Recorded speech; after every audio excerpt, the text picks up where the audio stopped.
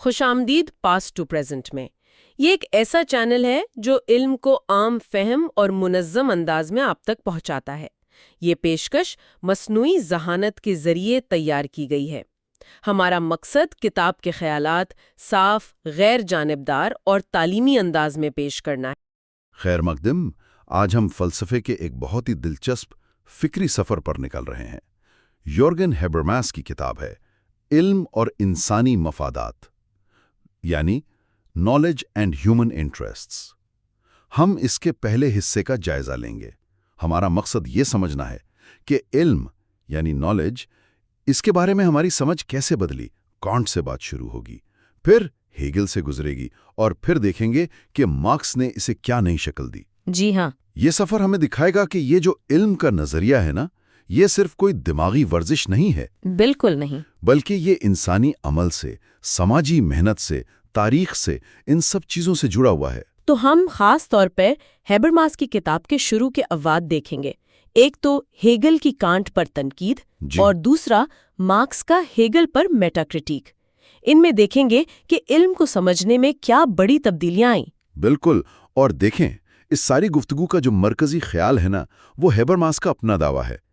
وہ یہ کہ علم یعنی نالج کبھی بھی مکمل طور پر نیوٹرل نہیں ہوتی، غیر جانبدار، مطلب کسی نہ کسی مقصد سے جڑی ہوتی ہے۔ ہمیشہ کسی نہ کسی انسانی ضرورت، کسی مفاد سے پیدا ہوتی ہے۔ ہیبرماس 3 بنیادی مفادات بتاتے ہیں۔ ایک تکنیکی یعنی ٹیکنیکل، دنیا پر قابو پانے کی خواہش۔ اچھا۔ دوسرا عملی یعنی پریکٹیکل، آپس میں سمجھ بوجھ، تعلقات۔ اور تیسرا ہے آزادی کا مفاد، یعنی جبر سے، غلط نظریات سے نجات۔ اچھا، تو یہ 3 مفادات ہیں۔ جی، آج ہم دیکھیں گے کہ یہ خیالات کانٹ، ہیگل اور مارکس کی سوچ میں کیسے نظر آتے ہیں۔ یہ تو آج کل کی بہت اہم بات لگتی ہے، کیونکہ یہ سائنس پر، ہمارے سماجی نظریات پر، یہاں تک کہ ہم روزمرہ کیسے سوچتے ہیں، اس پر سوال اٹھاتی ہے۔ بالکل۔ تو چلیں شروع کرتے ہیں پھر۔ پہلے کانٹ کی بات کرتے ہیں۔ اچھا، کانٹ کے زمانے میں فلسفہ، خاص طور پر یہ جو علم کا نظریہ ہے، ایپسٹمولوجی جسے کہتے ہیں، جی، یہ خود کو سائنس سے بھی اونچا سمجھتا تھا۔ کانٹ کا بڑا کام تھا علم کی تنقید، کرٹیک آف پیور ریزن۔ صحیح۔ مقصد یہ تھا کہ پتہ چلے ہم جان کیا سکتے ہیں، ہمارے جاننے کی حد کیا ہے۔ آپ نے صحیح کہا۔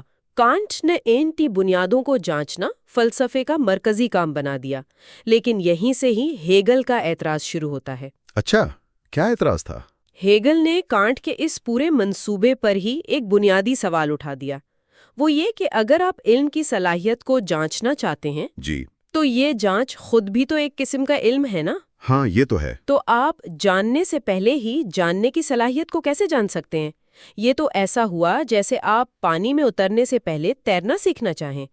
ہیگل کو یہ ایک، آپ کہیں، منطقی چکر، ایک سرکولیرٹی لگی۔ اوہ، تو کیا ہیگل یہ سمجھتا تھا کہ یہ کانٹ کی سوچ میں کوئی نقص ہے، کوئی خامی؟ نہیں، ہیگل کے لیے یہ کوئی خامی نہیں تھی، بلکہ یہ خود شناسی یعنی سیلف نالج، اس کی فطرت ہی یہی ہے۔ آپ جاننے کے عمل کے دوران ہی جاننے کی صلاحیت کو سمجھتے ہیں۔ یوں سمجھیں کہ آپ کو جاننے کے لیے پہلے جاننا ہی پڑتا ہے۔ اچھا۔ ہیگل اسے کہتا ہے تجربہ انعکاس، ایکسپیرئنس آف ریفلیکشن، یعنی شعور اپنے تجربات پر غور کرتا ہے اور اسی سے خود کو سمجھتا ہے۔ ہیگل نے کانٹ کی ایک اور بات پر بھی تنقید کی۔ کانٹ نے کہا تھا علم یا تو ایک آلے یعنی انسٹرومنٹ جیسا ہے جس سے ہم حقیقت پکڑتے ہیں، یا ایک واسطے یعنی میڈیم جیسا ہے جس کے ذریعے ہم حقیقت دیکھتے ہیں۔ ہیگل نے کہا کہ یہ مثالیں ٹھیک نہیں، یہ ہمیں حقیقت سے دور کرتی ہیں، کیونکہ یہ علم اور حقیقت کے بیچ میں ایک فاصلہ بنا دیتی ہیں۔ اچھا، حالانکہ یہ بھی دلچسپ بات ہے کہ خود ہیگل کا اپنا نظریہ بھی ایک پہلے سے مانے ہوئے مطلق علم یا ایبسولوٹ نالج کے تصور پر ٹکا ہوا تھا۔ اگر کانٹ کی طرح علم کی پہلے سے تنقید ممکن نہیں، تو پھر ہیگل کے مطابق علم آگے کیسے بڑھتا ہے؟ یہ ترقی کیسے ہوتی ہے؟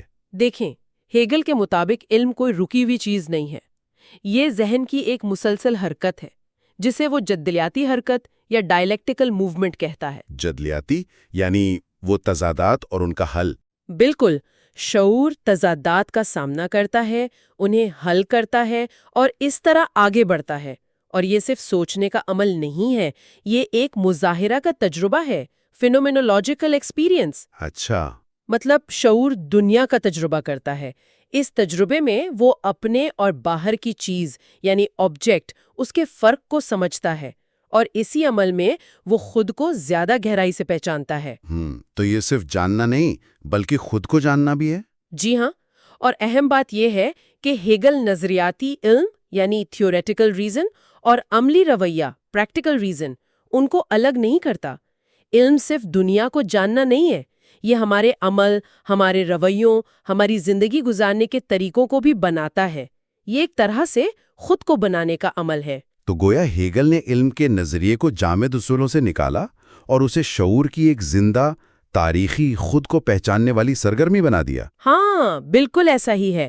ہیگل نے علم کو تاریخ اور شعور کے ارتقاء سے جوڑ دیا، لیکن یہاں ہیبرماس ایک نقطہ اٹھاتا ہے. جی. اس کا ایک غیر ارادی نتیجہ یہ نکلا کہ ہیگل نے فلسفیانہ یعنی قیاسی علم اسپیکولیٹو نالج اس کو سائنس سے اونچا سمجھ لیا.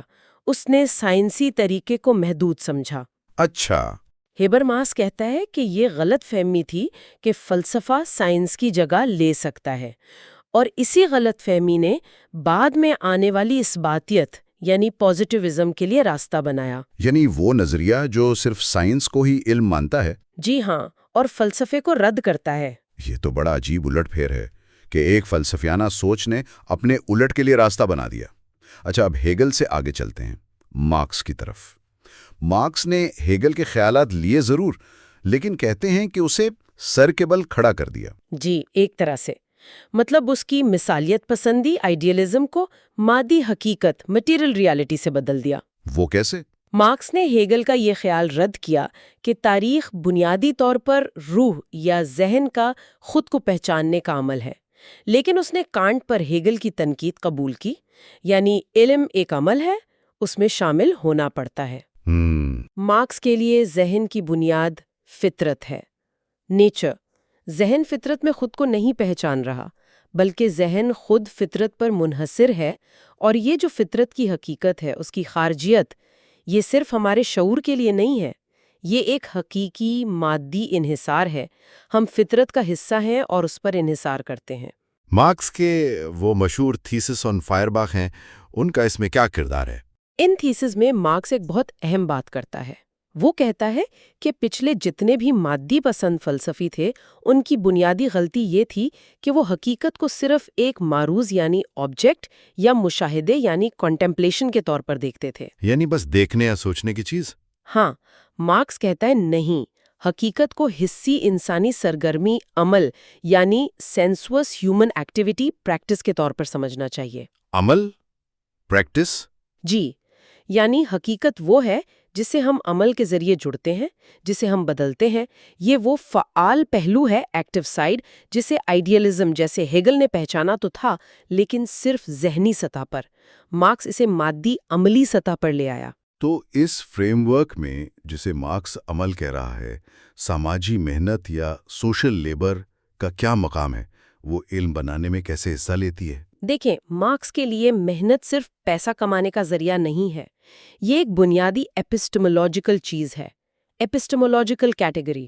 یعنی جاننے کا ایک طریقہ؟ بالکل. دنیا کو سمجھنے اور بنانے والا کوئی اوپر والا شعور نہیں ہے جیسا کانٹ یا ہیگل کے ہاں تھا. وہ تو ہم ہیں، ٹھوس زندہ انسان. ہم خود؟ جی، انسانی نو، جو قدرتی حالات میں سماجی محنت کے ذریعے مل جل کر اپنی زندگی کو برقرار رکھتے ہیں اور آگے بڑھاتے ہیں. یہ انسان اور فطرت کے بیچ ایک مسلسل لین دین ہے، مادی تبادلے کا عمل. مارکس اسے جرمن میں اسٹاف ویکسل پروسیس کہتا ہے. یعنی ہم فطرت سے لیتے ہیں، اسے بدلتے ہیں، اور اس عمل میں خود کو بھی بدلتے ہیں. انسان کا اوزار بنانے والا جانور ہونا، ٹول میکنگ اینیمل، یہی دنیا کو سمجھنے اور اس پر عمل کرنے کا بنیادی طریقہ ہے. مارکس تو یہاں تک کہتا ہے کہ ہماری جو 5 حصے ہیں، دیکھنا، سننا، چھونا وغیرہ، یہ بھی ہمیشہ سے ایسی نہیں تھیں. کیا مطلب؟ ان کی تشکیل بھی پوری پچھلے انسانی تاریخ اور محنت کا نتیجہ ہے. یہ تو بہت ہی گہری بات ہے کہ ہماری حصے بھی تاریخی ہیں.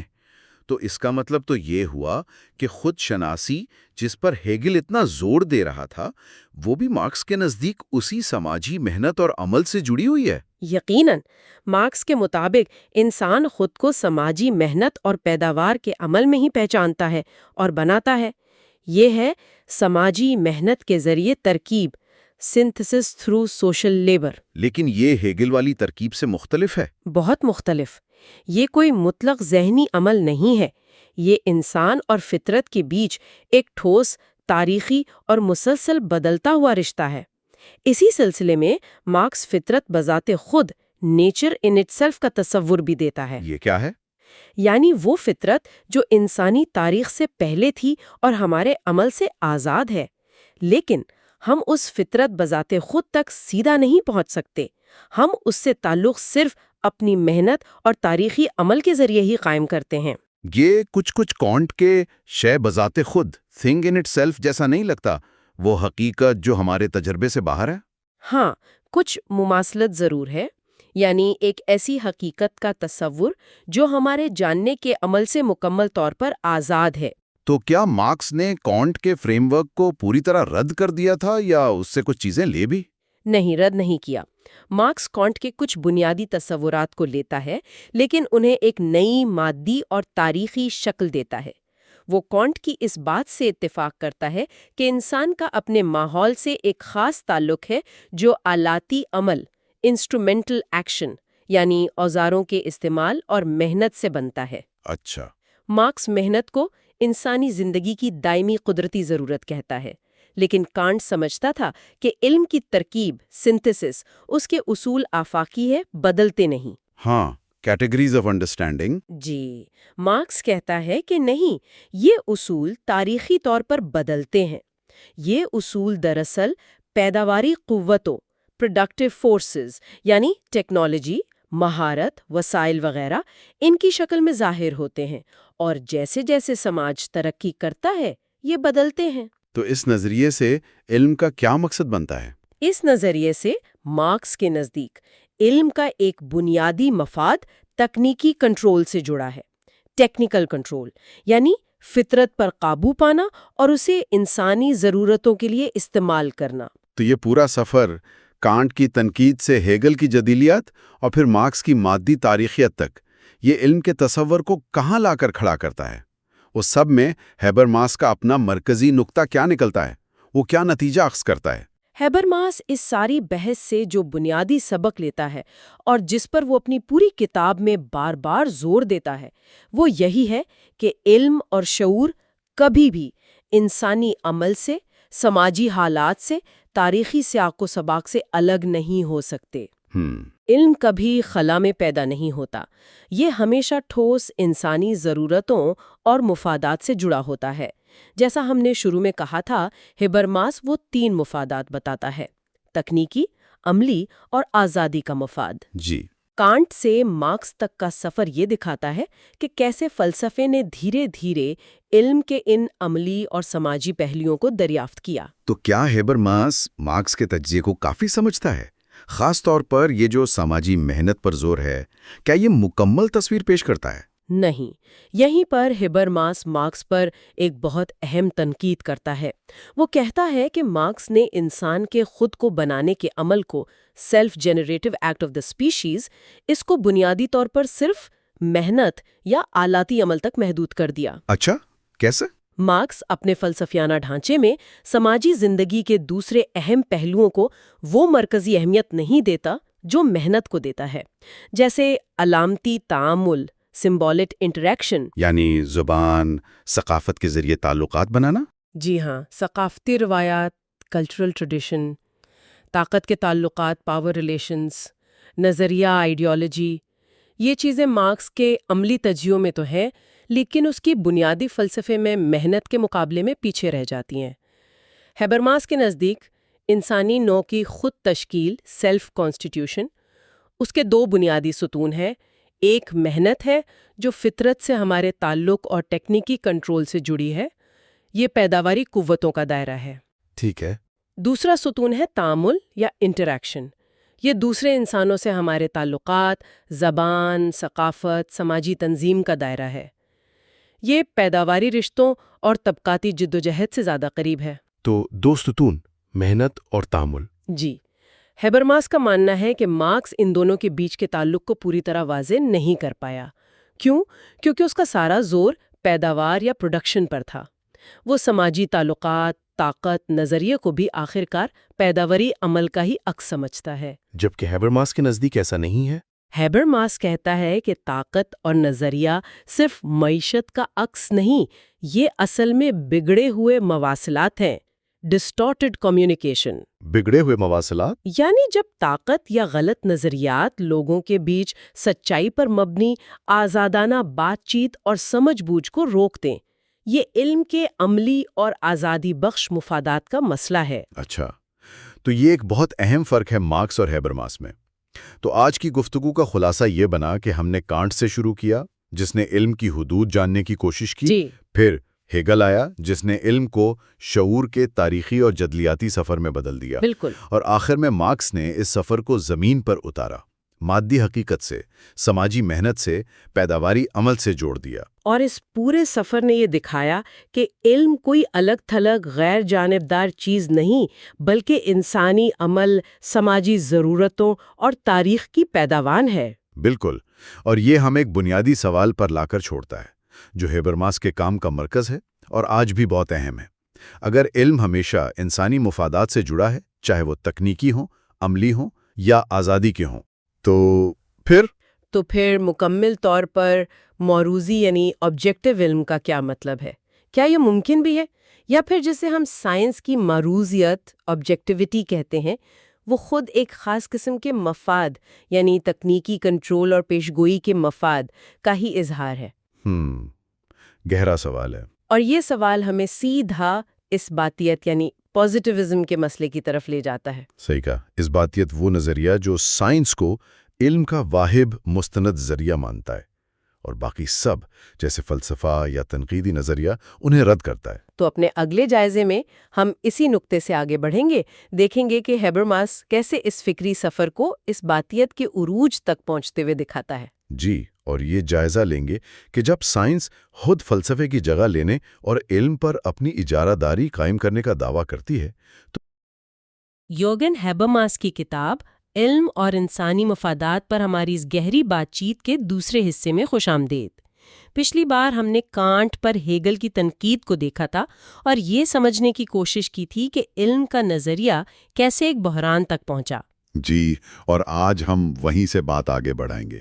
آج ہم خاص طور پر یہ دیکھیں گے کہ ہیبرماس کیسے یہ دلیل پیش کرتے ہیں کہ علم کا نظریہ یعنی ایپسٹمولوجی کیسے سماجی نظریے میں بدل جاتا ہے۔ اچھا، یعنی یہ کہ ہم کیسے جانتے ہیں یہ اس سے جڑا ہے کہ ہم کیسے رہتے ہیں۔ اور پھر ہم بات کریں گے ابتدائی مثبت پسندی، پازیٹیوزم کی، خاص طور پر کانٹ اور مارکس کے نظریات کی۔ ٹھیک ہے، تو آج کی گفتگو کا محور رہیں گے کتاب کا تیسرا باب علم کے نظریے کا خیال بطور سماجی نظریہ، اور چوتھا باب کانٹ اور مارکس ابتدائی مثبت پسندی کا ارادہ۔ جی ہاں، بات سے کیسے جڑا ہے یہ سمجھیں، اور یہ بھی کہ مثبت پسندی نے کیسے علم کو صرف سائنسی طریقوں تک محدود کرنے کی کوشش کی۔ تو چلیں اس کو کھولتے ہیں۔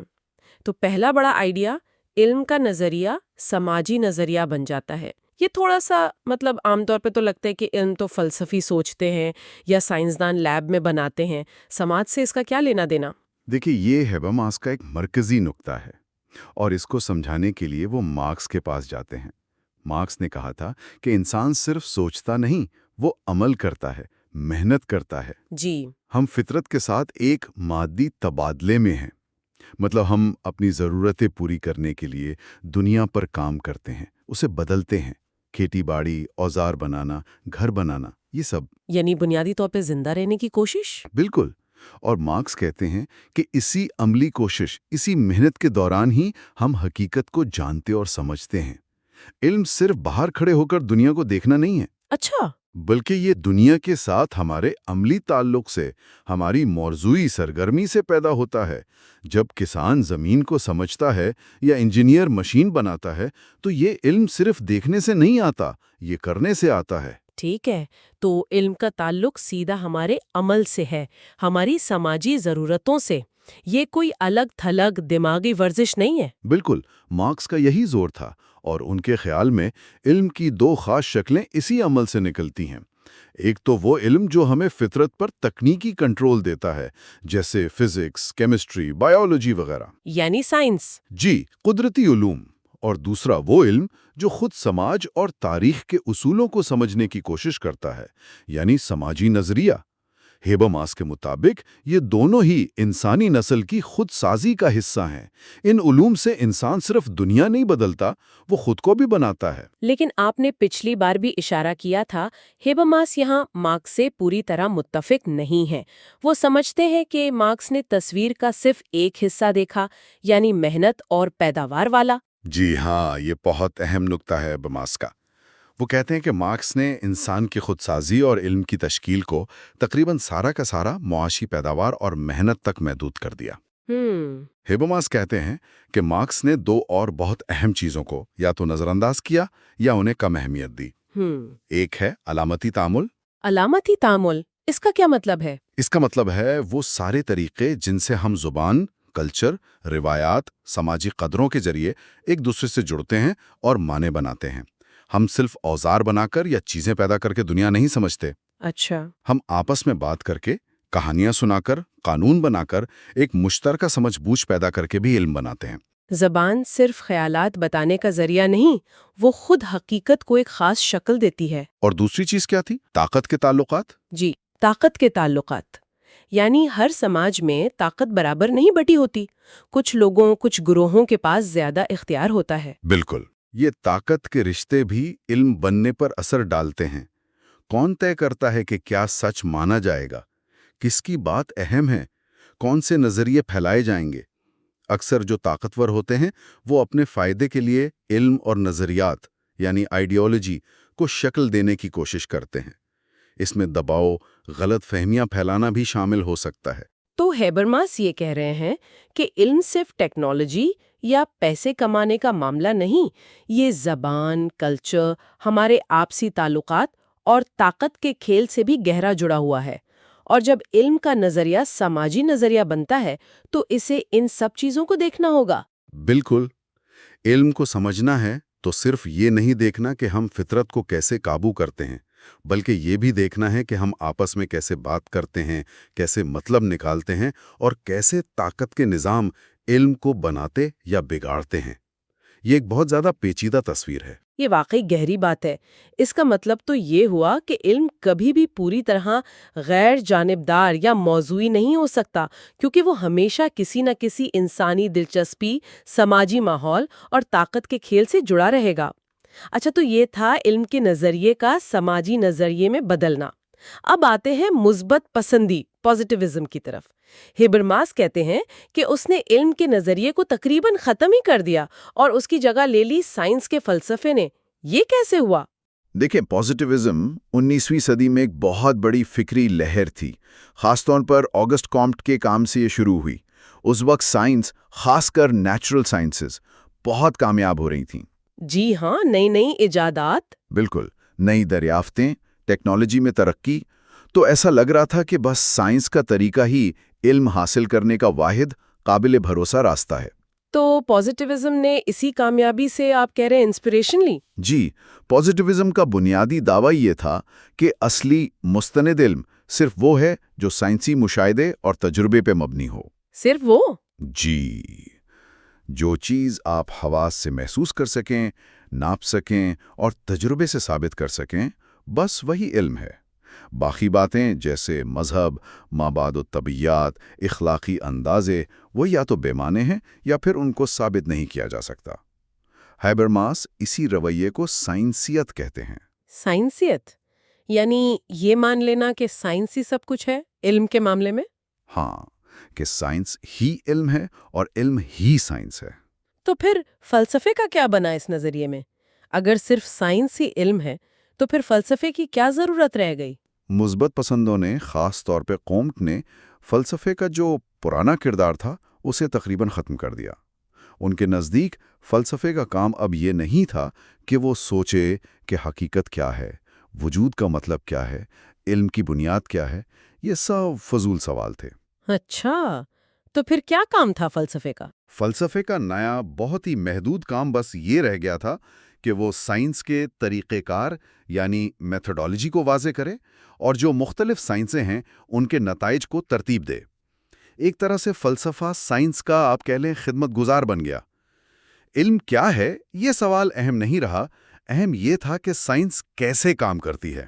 لیکن سائنس خود کس چیز کو علم مانتی ہے؟ کامٹ نے کیا معیار رکھا سائنسی ہونے کا؟ کامٹ نے دو چیزوں پر زور دیا، حقائق یعنی فیکٹس اور قوانین یعنی لاز۔ حقائق وہ ہیں جو سیدھے مشاہدے میں آئے، ٹھیک ہے، اور قوانین وہ ہیں جو ان حقائق یا مظاہر کے بیچ میں مستقل باقاعدہ تعلق بتائیں۔ جیسے پانی 100 ڈگری پر ابلتا ہے، یہ ایک قانون ہے جو مشاہدے پر مبنی ہے۔ سائنس کا کام ایسے ہی قانون دریافت کرنا ہے جن سے ہم پیشین گوئی پریڈکشن کر سکیں۔ کامٹ کے لیے سائنسی علم میں 3 باتیں ضروری تھیں، وہ یقینی ہو یعنی سرٹن، واضح ہو یعنی پریسائز، اور کارآمد ہو یعنی یوزفل۔ اور وہ چیزیں جو ان معیاروں پر پوری نہ اترے، جیسے یہ سوال کہ چیزیں کیوں ہوتی ہیں؟ کامٹ نے ان کو سختی سے رد کیا۔ حتمی اسباب یعنی الٹیمیٹ کازز کی تلاش، یا کسی چیز کے جوہر یعنی ایسنس کو جاننے کی کوشش، یا چیزوں کے پیچھے چھپی کوئی گہری حقیقت، یہ سب مابعد الطبیعیات کی بکواس قرار دے دی گئی۔ اچھا، کامٹ کا موقف تھا بس یہ دیکھو کہ کیا ہوتا ہے اور کیسے ہوتا ہے، یہ مت پوچھو کہ کیوں ہوتا ہے یا اس کا اصل مطلب کیا ہے۔ لیکن ہیبرماس اس پر تنقید کرتے ہیں۔ وہ کہتے ہیں کہ کامٹ اور یہ مثبت پسند یہ مابعد الطبیعیات کو سمجھے بغیر ہی اس سے جان چھڑانے کی کوشش کر رہے تھے۔ بالکل، ہیبرماس کا پوائنٹ یہی ہے کہ پازیٹیوزم نے مابعد الطبیعیات کو بیکار کہہ کر تو چھوڑ دیا، لیکن وہ خود مابعد الطبیعیات کے بنیادی تصورات جیسے جوہر اور مظہر یعنی ایسنس اور اپیئرنس کے بغیر اپنی بات ہی نہیں کر سکے۔ اچھا، کیسے؟ دیکھیں، جب آپ کہتے ہیں کہ ہمیں صرف مظاہر پر دھیان دینا چاہیے اور جوہر کو بھول جانا چاہیے، تو آپ خود جوہر اور مظاہر کا فرق استعمال کر رہے ہیں، جو کہ ایک مابعد طبیعیاتی فرق ہے، بھلے آپ اسے منفی انداز میں استعمال کر رہے ہوں۔ آپ اس کو سمجھے بغیر اس سے پوری طرح آزاد نہیں ہو سکتے۔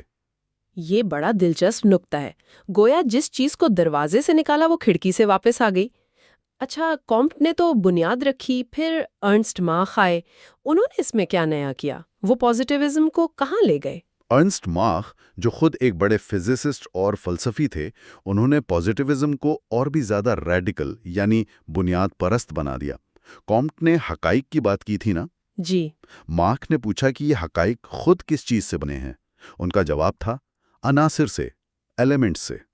عناصر یہ کیا تھے؟ یہ بنیادی طور پر ہمارے حسی تجربات یعنی سینسیشنز تھے، رنگ، آواز، دباؤ، گرمی، سردی، یہ سب۔ تو ماہ کے لیے ساری کائنات، ہم خود بھی، بس ان احساسات کا مجموعہ ہے؟ یہ تو کافی عجیب بات ہے۔ جی، ماخ کا نظریہ بنیادی طور پر یہی تھا۔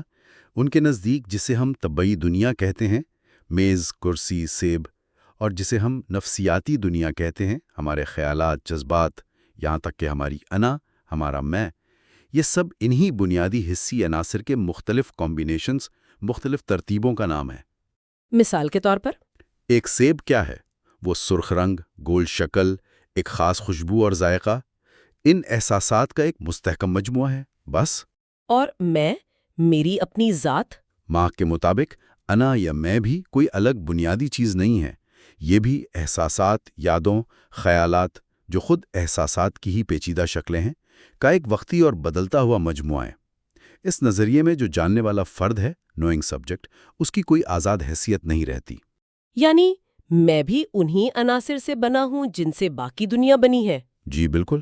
اس کا مطلب تو یہ ہوا کہ ماخ نے جوہر اور مظہر یا حقیقت اور وہم ان فرقوں کو بالکل ہی ختم کر دیا۔ کوئی اور گہری چھپی ہوئی حقیقت یا جوہر نہیں ہے، اور نہ ہی کوئی الگ سے مستقل جاننے والا ہے جو ان احساسات کو جان رہا ہے۔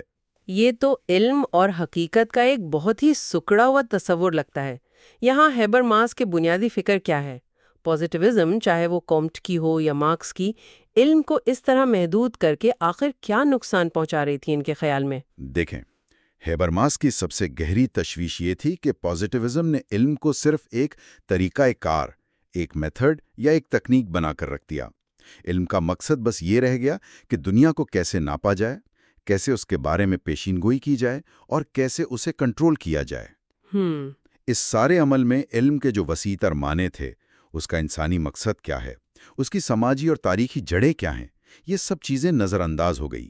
یعنی علم صرف ایک اوزار بن کر رہ گیا، اور یہ سوچ ختم ہو گئی کہ یہ اوزار کیوں استعمال ہو رہا ہے اور کس کے لیے۔ بالکل، ہیبرماس کہتے ہیں کہ جب سائنسیت کا شکار ہو کر یہ بھول جاتی ہے کہ وہ خود ایک خاص انسانی دلچسپی جیسے فطرت پر تکنیکی کنٹرول کے تحت حقیقت کو ایک خاص طرح سے دیکھ رہی ہے اور بنا رہی ہے، تو وہ اپنی خود آگاہی، اپنی سیلف اویئرنیس کھو دیتی ہے۔ اچھا، وہ یہ سمجھنے لگتی ہے کہ وہ تو بس غیر جانبدار ہو کر حقیقت بتا رہی ہے، جبکہ وہ خود ایک خاص انسانی زاویے سے حقیقت کو بنا رہی ہوتی ہے۔ اور اس خود آگاہی کے کھونے کے نتائج کیا ہوتے ہیں؟ نتیجہ یہ ہوتا ہے کہ پازیٹیوزم ان بنیادی سوالوں کو پوچھنا ہی چھوڑ دیتی ہے کہ جاننے والا موضوع کون ہے، علم بنتا کیسے ہے، یہ جو حقائق ہیں یہ خود کیسے تشکیل پاتے ہیں۔ جی، جب آپ یہ سوال نہیں پوچھتے تو علم کا مطلب خود غیر عقلی، irrational ہو جاتا ہے۔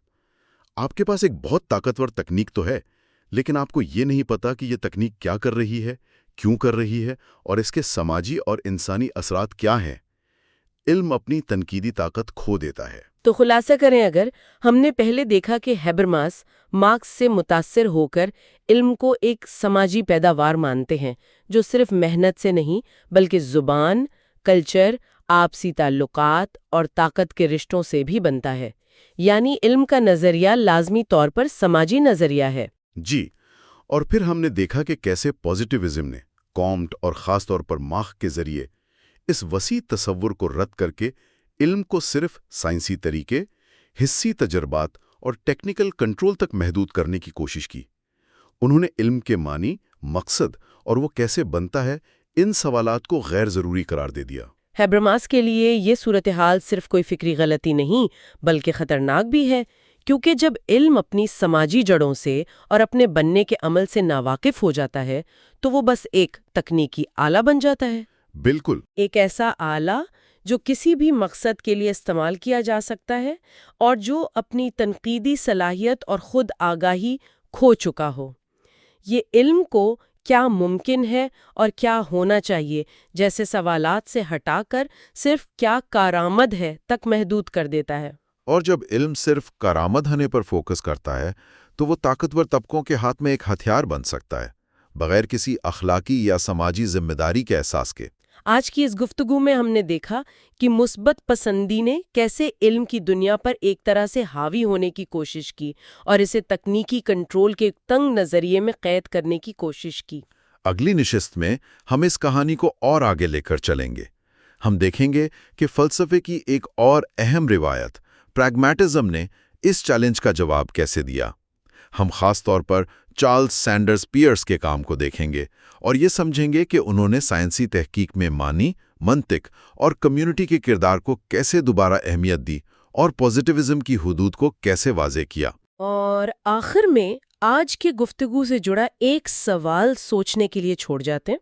اگر ہیبرماس کی یہ بات درست ہے کہ علم ہمیشہ سماجی طور پر بنتا ہے اور انسانی مفادات سے جڑا ہوتا ہے اور پازیٹیوزم نے اسے محدود کرنے کی کوشش کی تھی، تو کیا آج کے ڈیجیٹل اور مصنوعی ذہانت کے دور میں جہاں معلومات کا سیلاب ہے اور الگوریدمز ہماری حقیقت کو بنانے میں پہلے سے کہیں زیادہ کردار ادا کر رہے ہیں، ہمیں علم کی نوعیت، اس کے بننے کے عمل اور اس کے سماجی کردار پر نئے سرے سے اور زیادہ گہرائی میں سوچنے کی ضرورت نہیں؟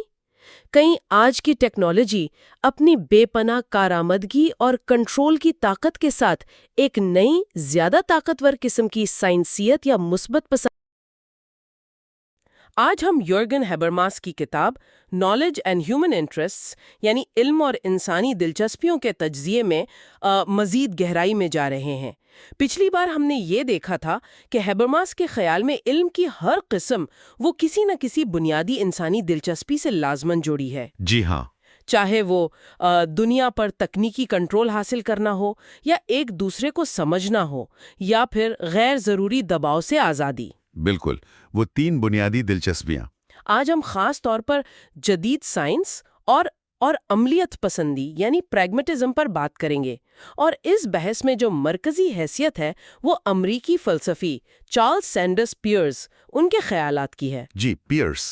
اور ہم دیکھیں گے کہ ہیبرماس کیسے ان کے ذریعے قدرتی علوم یعنی نیچرل سائنسز کی بنیادوں کو اور ان کی ایک طرح سے خود شناسی کو سمجھتے ہیں۔ صحیح۔ اور خاص طور پر یہ کہ پیئرس کا کام منطق، زبان اور انسانی دلچسپیوں کو کیسے جوڑتا ہے۔ جی بالکل۔ تو آج ہماری گفتگو بنیادی طور پر کتاب کے باب 5 جو پیئرس کی تحقیقاتی منطق پر ہے اور باب 6 پر مرکوز رہے گی۔ باب 6 کا عنوان ہے قدرتی علوم کی خود شناسی، معنی کی عملیت پسندانہ تنقید۔ اچھا۔ اور ہمارا مقصد یہ سمجھنا ہوگا کہ سائنسی علم، خاص طور پر قدرتی علوم کا جو علم ہے، وہ کس طرح ایک مخصوص انسانی دلچسپی سے جڑا ہے، جسے ہیبرماس تکنیکی دلچسپی یا ٹیکنیکل انٹرسٹ کہتے ہیں، یعنی فطرت پر قابو پانے کی خواہش۔ ٹھیک ہے، تو یہ واقعی ایک دلچسپ زاویہ ہے۔ آئیے پھر پیئرس کی تحقیقاتی منطق سے ہی شروع کرتے ہیں۔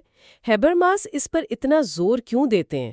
پیئرس کا جو نقطہ نظر ہے علم کے بارے میں، وہ ہمارے عام تصور سے کافی مختلف لگتا ہے نا؟ جی بالکل۔ وہ علم کو کوئی بنی بنائی چیز نہیں سمجھتے، بلکہ ایک مسلسل چلنے والا عمل، ایک پروسیس قرار دیتے ہیں۔ صحیح۔ اور ہیبرماس بتاتے ہیں کہ پیئرس کے نزدیک یہ عمل شک یعنی ڈاؤٹ کے احساس سے شروع ہوتا ہے، جب ہمارے پرانے عقائد متزلزل ہو جاتے ہیں۔ درست کہا۔ یہ شک ہی ہے جو ہمیں تحقیق پر مجبور کرتا ہے، اور یہ تحقیق صرف سوچ بچار نہیں ہے، یہ تجربات، ایکسپیریمنٹیشن اور عملی مقاصد سے جڑی ہوئی ہے۔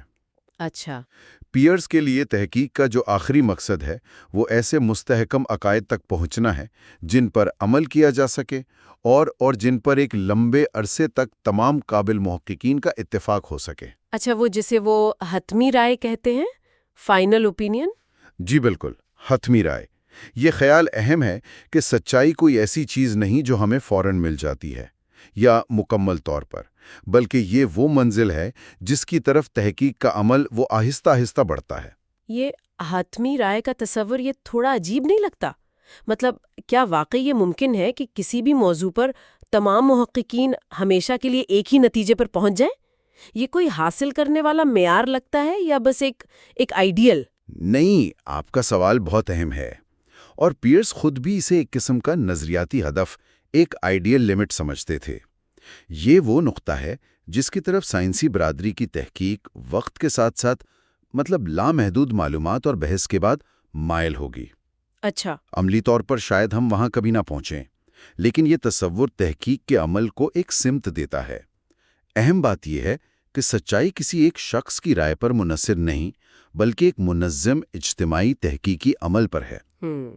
خود کو درست کرنے والا عمل۔ جی، پیئرس کا ماننا تھا کہ کسی بھی سوال کا ایک حتمی سچا جواب موجود ہے، اور تحقیق کا عمل اگر صحیح طریقے سے کیا جائے تو آہستہ آہستہ اسی جواب کی طرف لے جاتا ہے۔ اچھا، تو یہ عمل پر مبنی تصور ہے، اور پیئرس یہ بھی کہتے ہیں، جیسا کہ ہیبرماس نے نوٹ کیا، کہ ہم کسی چیز کو براہ راست نہیں جان سکتے، مطلب بغیر کسی واسطے کے۔ بالکل، پیئرس اس بات پر بہت زور دیتے ہیں۔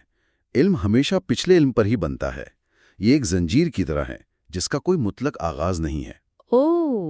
سائنس کے نظام کے ذریعے بنتا ہے، ہم حقیقت کو اشارات کے بغیر نہیں سمجھ سکتے۔ تو اگر ہم حقیقت کو براہ راست نہیں جان سکتے اور سب کچھ اشارات اور پچھلے علم پر مبنی ہے، تو پھر پیئرس منطق، زبان اور انسانی عمل کو کیسے جوڑتے ہیں؟ ہیبرماس اس میں کیا اہمیت دیکھتے ہیں؟ دیکھیں، یہی پیئرس کے کام کا وہ مرکزی نقطہ ہے جسے ہیبرماس خاص طور پر نمایاں کرتے ہیں۔ پیئرس کے مطابق منطق صرف ذہنی قواعد کا مجموعہ نہیں ہے، بلکہ یہ ہمارے عمل، ہماری عادات اور ہمارے اشارات استعمال کرنے کے طریقے سے اس سے گہرا تعلق رکھتی ہے۔ اچھا۔ حقیقت کا تصور بھی، جیسا ہم نے دیکھا، وہ تحقیق کرنے والوں کی برادری کے حتمی اتفاق رائے سے جڑا ہے، اور یہ اتفاق رائے سائنسی طریقہ کار سے پیدا ہوتا ہے جو خود عملی اقدامات یا اعلیٰ کارانہ عمل، انسٹرومنٹل ایکشن پر مبنی ہے۔ یعنی تجربات کرنا، چیزوں کو استعمال کرنا۔ جی ہاں، نتائج کا مشاہدہ کرنا، یہ سب۔ تو ہمارے عمل کرنے کا انداز وہ ہماری سوچ کو تشکیل دیتا ہے، اور ہیبرماس کہتے ہیں کہ یہ عملی اقدامات ایک خاص انسانی دلچسپی کی طرف اشارہ کرتے ہیں۔ بالکل، ہیبرماس اسی نقطے کو پکڑتے ہیں۔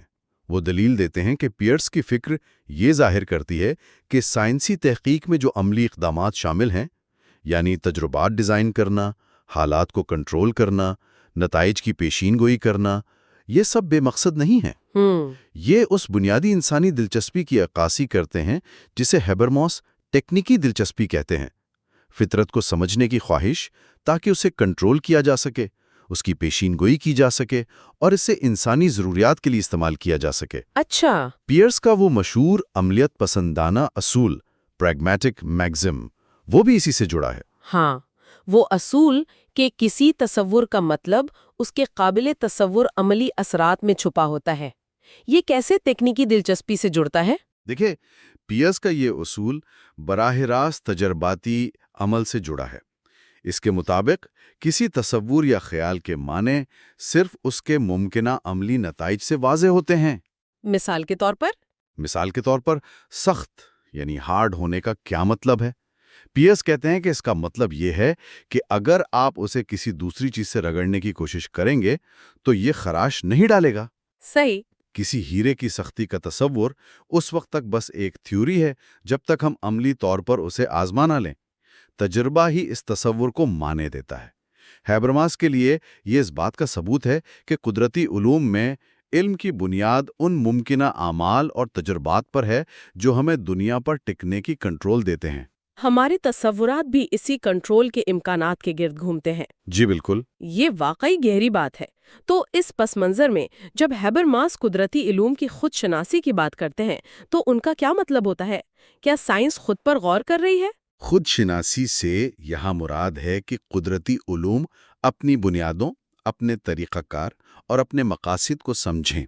ہیبرماس پیئرس کے تجزیے کو استعمال کرتے ہوئے یہ واضح کرتے ہیں کہ جب قدرتی علوم اپنی بنیادوں پر غور کرتے ہیں تو یہ بات سامنے آتی ہے کہ وہ غیر جانبدارانہ طور پر صرف حقیقت دریافت نہیں کر رہے ہوتے۔ اچھا۔ بلکہ ان کا پورا ڈھانچہ اور طریقہ کار بنیادی طور پر تکنیکی دلچسپی کی خدمت کے لیے ترتیب دیا گیا ہے۔ ان کا بنیادی مقصد فطرت کے ان قوانین کو سمجھنا ہے جن کی بنیاد پر پیشن گوئی کی جا سکے اور فطری عوامل پر قابو پایا جا سکے۔ جیسے ہم فزکس یا کیمسٹری کے قوانین کو سمجھ کر نئی مشینیں بناتے ہیں یا دوائیاں یا دوسری ٹیکنالوجیز۔ بالکل وہی۔ پیئرس کے مطابق سائنسی تجربات خود اعلی کارانہ عمل کی ایک انتہائی منظم اور بام مقصد شکل ہیں۔ تجربے میں ہم کرتے کیا ہیں؟ جی، تجربے میں ہم کیا کرتے ہیں؟ ہم مخصوص حالات پیدا کرتے ہیں، متغیرات یعنی ویریبلز کو کنٹرول کرتے ہیں، مداخلت کرتے ہیں اور پھر نتائج کا مشاہدہ کرتے ہیں تاکہ کسی مفروضے، کسی ہائپوتھیسس کو جانچ سکیں۔ یہ پورا عمل، مداخلت کرنا، کنٹرول کرنا، پیشین گوئی کرنا، یہ براہ راست فطرت پر تکنیکی کنٹرول حاصل کرنے کی دلچسپی کا عملی اظہار ہے۔ تجربے کے ذریعے ہم ایسی پیشین گوئیاں کرتے ہیں جنہیں بار بار آزمایا جا سکتا ہے۔ اور ان تجربات کی کامیابی یا ناکامی ہمارے عقائد کو بدلتی ہیں؟ بالکل، وہ انہیں مستحکم یا تبدیل کرتی ہے اور ہمیں دنیا پر بہتر کنٹرول فراہم کرتی ہے۔ اچھا، یہاں ہیبرماس سے ایک اور اہم فرق بھی واضح کرتے ہیں نا، تجرباتی تجزیاتی علوم اور توضیحی علوم کے درمیان۔ یہ کیا ہے؟ جی ہاں، یہ فرق ہیبرماس کے لیے بہت کلیدی ہے۔ تجرباتی تجزیاتی علوم یعنی امپیریکل انالیٹک سائنسز وہ ہے جن کی مثال قدرتی علوم ہے، فزکس، کیمسٹری، بایولوجی وغیرہ۔ ان کا بنیادی مقصد قابل مشاہدہ حقائق، observable facts، ان کی بنیاد پر عمومی قوانین بنانا ہے۔ اچھا، ان قوانین کی مدد سے وضاحت کرنا، ایکسپلینیشن دینا اور مستقبل کے بارے میں پیشین گوئی، پریڈکشن کرنا ہے۔ ہیبرماس کے مطابق یہ علوم تکنیکی دلچسپی کے تحت کام کرتے ہیں۔ ان کا حتمی مقصد کنٹرول حاصل کرنا ہے۔ ٹھیک ہے، اور توضیحی علوم، ہرمنیوٹک سائنسز؟ اس کے برعکس توضیحی یا تفسیری علوم جیسے تاریخ، ادب کی تشریح، سماجی علوم کے کچھ حصے، ان کا تعلق عملی دلچسپی یعنی پریکٹیکل انٹرسٹ سے ہے۔ ان کا بنیادی مقصد کنٹرول کرنا نہیں بلکہ انسانی اعمال، زبان، ثقافتی اظہارات اور تاریخی متون کے معنی کو سمجھنا ہے، انڈرسٹینڈنگ۔ اچھا، مقصد سمجھنا ہے۔ جی، ان کا ہدف باہمی افہام و تفہیم، میوچل انڈرسٹینڈنگ، اس کو فروغ دینا اور برقرار رکھنا ہے تاکہ سماجی زندگی اور روایت ممکن ہو سکے۔ تو بنیادی فرق مقصد کا ہوا۔ ایک گروہ کنٹرول اور پیشین گوئی چاہتا ہے، دوسرا گروہ معنی اور سمجھ بوجھ۔ یہ کچھ ویسا ہی نہیں لگتا جیسے ولہیلم ڈلتھی نے کہا تھا کہ قدرتی سائنس وضاحت ایکسکلیئر کرتی ہے جبکہ انسانی سائنس تفہیم کرتی ہے؟ ہاں، آپ نے بالکل صحیح پکڑا۔ ہیبرماس دلتھی کے اس فرق کو اپنی دلچسپیوں کے نظریے میں شامل کرتے ہیں۔ مثال کے طور پر، ایک کیمیادان لیب میں مخصوص حالات پیدا کر کے ایک کیمیائی رد عمل کو کنٹرول کرنے کی کوشش کرتا ہے، یعنی تکنیکی دلچسپی۔ وہ نتیجہ جاننا چاہتا ہے۔ جی، وہ جاننا چاہتا ہے کہ اگر میں یہ کروں تو کیا ہوگا۔ دوسری طرف ایک مورخ کسی پرانے خط کو پڑھ کر یہ سمجھنے کی کوشش کرتا ہے کہ لکھنے والے کا مقصد کیا تھا، عملی دلچسپی، اس کے الفاظ کے معنی کیا تھے، بالکل۔ اس وقت کے لوگ دنیا کو کیسے دیکھتے تھے۔ وہ باہمی سمجھوتا قائم کرنا چاہتا ہے۔ قدرتی علوم ایسے علم کی تلاش میں ہیں جو ٹیکنالوجی کی بنیاد بن سکے، جبکہ توضیحی علوم بامعنی انسانی تعامل اور سماجی ہم آہنگی کو ممکن بناتے ہیں۔ اس کا مطلب تو یہ ہوا کہ ان دونوں قسم کے علوم میں سچائی کا معیار بھی مختلف ہوگا، ہے نا؟ ایک لحاظ سے ہاں، تجرباتی تجزیاتی علوم میں سچائی کا تعلق زیادہ تر پیشین گوئیوں کی کامیابی سے ہے، تجرباتی تصدیق سے ہے، ایمپیریکل ویریفیکیشن سے۔ نتائج بار بار ویسے ہی آئے؟ جی، ریپلیکیبلٹی سے ہے۔ کیا ہمارا قانون فطرت کے رویے کی درست پیشگوئی کرتا ہے؟ کیا تجربہ ہمارے نظریے کی تائید کرتا ہے؟ جبکہ توضیحی علوم میں سچائی کا تعلق زیادہ تر متن یا عمل کے معنی کی درست اور قابل قبول تشریح انٹرپریٹیشن سے ہوتا ہے۔ کہ کیا ہم نے مصنف کے ارادے کو صحیح سمجھا؟ بالکل۔ کیا ہماری تشریح شواہد سے مطابقت رکھتی ہے؟ کیا اس پر دوسروں کا اتفاق ہو سکتا ہے؟ یہاں مقصد کنٹرول نہیں بلکہ معنی خیزی، میننگ فلنس اور افہام و تفہیم ہے۔ صحیح۔ اس میں زبان، مکالمہ، سیاق و سباق یہ سب اہم ہو جاتا ہے۔ جی، بنیادی اہمیت رکھتا ہے۔ ٹھیک ہے، یہ فرق بہت واضح ہے۔ تو اگر ہم اس ساری بحث کو سمیٹیں، خاص طور پر پیئرس اور قدرتی علوم کے حوالے سے، تو اس کا لب لباب کیا نکلتا ہے؟ دیکھیں، اس پوری بحث کا نتیجہ یہ نکلتا ہے کہ عملیت پسندی، پریگمیٹزم، خاص طور پر جیسا کہ ہیبرماس پیئرس کی فکر کو پیش کرتے ہیں، وہ ہمیں یہ سمجھنے میں مدد دیتی ہے کہ قدرتی سائنسی علم جیسا کہ ہم اسے جانتے ہیں وہ مکمل طور پر غیر جانبدار یا قدر سے پاک، ویلیو فری نہیں ہے۔ یعنی دنیا کو جاننے کی وہ خواہش جو ہمیں اس پر قابو پانے، اس کی پیشین گوئی کرنے اور اسے اپنی ضروریات کے مطابق ڈھالنے کے قابل بنائے۔ اچھا۔ سائنس کا پورا طریقہ کار، خاص طور پر وہ تجرباتی طریقہ، اسی دلچسپی کا ایک منظم اور کامیاب عملی اظہار ہے۔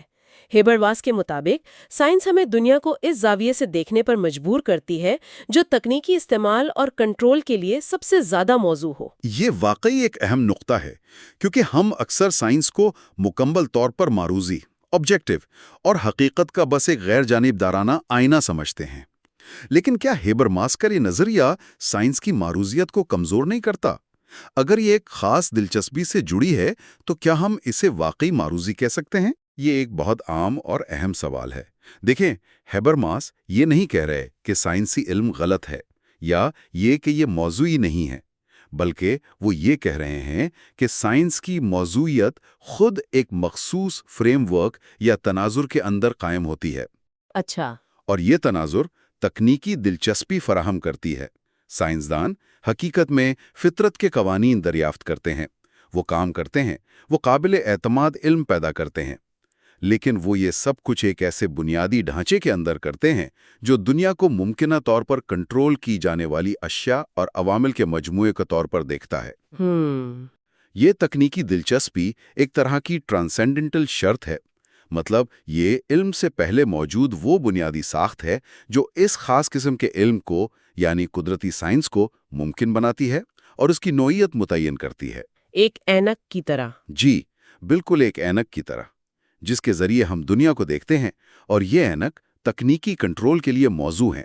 گویا معروضیت تو ہے، مگر ایک خاص مقصد کے تحت قائم ہونے والی معروضیت۔ اچھا، آج ہم نے دیکھا کہ ہیبرماس کس طرح پیئرس کے عملیت پسندانہ فلسفے کو استعمال کرتے ہیں، اور یہ دکھاتے ہیں کہ قدرتی علوم کس طرح گہرائی میں تکنیکی کنٹرول کی انسانی دلچسپی سے منسلک ہے۔ یہ واقعی ہمیں یہ سوچنے پر مجبور کرتا ہے کہ علم، جسے ہم اکثر غیر جانبدار اور آفاقی سمجھتے ہیں، وہ بھی ہماری بنیادی انسانی ضروریات اور دلچسپیوں کے تانے بانے میں کتنا گندا ہوا ہے۔ بالکل، اور یہیں سے ایک اور بڑا سوال پیدا ہوتا ہے۔ اگر قدرتی علوم تکنیکی دلچسپی سے جڑے ہیں اور توضیحی یا ثقافتی علوم عملی دلچسپی سے، یعنی باہمی فہم و تفہیم سے۔ جی، باہمی فہم و تفہیم سے، تو کیا علم کی کوئی اور قسم بھی ہے؟ کیا کوئی اور بنیادی انسانی دلچسپی ہے جو علم کی کسی اور شکل کو جنم دیتی ہو؟ خاص طور پر سماجی علوم اور تنقیدی نظریات کے بارے میں کیا خیال ہے؟ اور یہی وہ سوال ہے جس کا سامنا ہم اپنی اگلی گفتگو میں کریں گے۔ ہم ثقافتی علوم یعنی کلچرل سائنسز کے میدان میں مزید گہرائی میں جائیں گے، خاص طور پر ولہیمن ڈلتھی کے کام کو دیکھتے ہوئے کہ انہوں نے افہام و تفہیم یعنی انڈرسٹینڈنگ، اظہار، ایکسپریشن اور تاریخ، ہسٹری، ان کی نوعیت کو کیسے سمجھا۔ اور ہیبرماس اسے عملی دلچسپی سے کیسے جوڑتے ہیں؟ جی، تو آج کی گفتگو سے ایک آخری خیال جو میں سننے والوں کے لیے چھوڑنا چاہوں گی۔ اگر سائنسی علم جیسی بظاہر غیر جانبدار چیز بھی ایک بنیادی انسانی دلچسپی یعنی ٹیکنیکل کنٹرول کی خدمت کرتی ہے، تو کیا واقعی کوئی بھی علم مکمل طور پر غیر جانبدار یا مقصد سے پاک ہو سکتا ہے؟ کیا علم کی ہر شکل، چاہے وہ سائنس ہو، تاریخ ہو یا خود فلسفہ، کسی نہ کسی بنیادی انسانی خواہش یا ضرورت کی عکاسی نہیں کرتی؟ اس نقطے پچھلی بار ہم نے ہیبرماس کے ساتھ یہ دیکھنا شروع کیا تھا کہ علم کیسے انسانی مفادات سے جڑا ہے۔ ہم نے دیکھا کہ قدرتی علوم یعنی وہ ایمپیریکو انالیٹک سائنسز ایک خاص ٹیکنیکل مفاد سے، آپ کہہ لیں ایک ٹیکنیکل انٹرسٹ سے تشکیل پاتے ہیں، مطلب دنیا کو کنٹرول کرنے اور اس کی پیشگوئی کرنے کا مفاد۔ آج ہم ایک بالکل مختلف میدان میں قدم رکھ رہے ہیں، ثقافتی یا انسانی علوم۔ جرمن فلسفی میں انہیں گائسٹس وسنشافٹن کہتے ہیں۔ یہاں نہ پیمائش اور پیشگوئی کی جگہ تفہیم یعنی انڈرسٹینڈنگ لے لیتی ہے، اور اس سفر میں ہمارے رہنما ہیں ولہم دلتائے، جن کے کام کا ہیبرماس اپنی کتاب نالج اینڈ ہیومن انٹرسٹس کے چیپٹر 7 اور 8 میں گہرائی سے جائزہ لیتے ہیں۔ تو آج ہم یہی دیکھیں گے کہ ہیبرماس کس طرح دلتائی کے نظریات کو استعمال کرتے ہوئے یہ واضح کرتے ہیں کہ انسانی علوم جو ہیں وہ وضاحت یا ایکسپلینیشن کے بجائے تفہیم یعنی ورشٹین پر کیسے توجہ مرکوز کرتے ہیں۔ تو تیار ہو جائیں، آج ہم انسانی تجربے، زبان اور تاریخ کی دنیا میں ذرا گہرائی میں اتریں گے۔ بالکل، آج ہمارا مقصد اصل میں یہ سمجھنا ہے کہ انسانی دنیا میں علم جو ہے وہ قدرتی دنیا سے مختلف بنیادوں پر کیسے قائم ہے۔ یہاں علم تشریح یعنی انٹرپریٹیشن، زندگی کے تجربے یعنی ارلیبنس اور مکالمے ڈائیلاگ پر منحصر ہیں۔ یہ قدرتی علوم کے طریقوں سے کافی مختلف ہے۔ جہاں ہم چیزوں کو باہر سے دیکھتے ہیں نا، ہم خاص طور پر ڈلتھی کے جو کلیدی تصورات ہیں جیسے ورشٹین یعنی تفہیم اور ارلیبنس جسے ہم زندگی کا تجربہ کہہ سکتے ہیں، ان کو آسان الفاظ میں بیان کرنے کی کوشش کریں گے اور دیکھیں گے کہ ہیبرماس ان کو کس طرح دیکھتے ہیں۔ ٹھیک ہے، تو آئیے بنیادی فرق سے شروع کرتے ہیں جو ڈلتھے قدرتی اور انسانی علوم کے درمیان قائم کرتے ہیں۔ ہیبرماس بتاتے ہیں کہ ڈلتھے کے مطابق قدرتی علوم یعنی نیچرل سائنسز، ان کا واسطہ بیرونی مظاہر سے ہوتا ہے، ایکسٹرنل فینومینا سے۔ یہ مظاہر ہمیں الگ الگ بکھرے ہوئے حقائق کے طور پر ملتے ہیں، اور پھر سائنسدان کا کام ہوتا ہے کہ وہ مفروضے، ہائپوتھیسز بنائیں اور نتائج اخذ کرے تاکہ ان کی وضاحت کر سکیں، ایکسپلینیشن دے سکیں، جسے وہ ایئر کلیئرون کہتے ہیں۔ مطلب جیسے سیب کیوں گرتا ہے یا پانی کیسے ابلتا ہے، اس قسم کی چیزیں۔ جی ہاں، اس کے بالکل الٹ دلتھے کہتے ہیں کہ ثقافتی علوم یا گائسٹس وسنشافٹن وہ اندرونی حقیقت انر ریالٹی سے سروکار رکھتے ہیں۔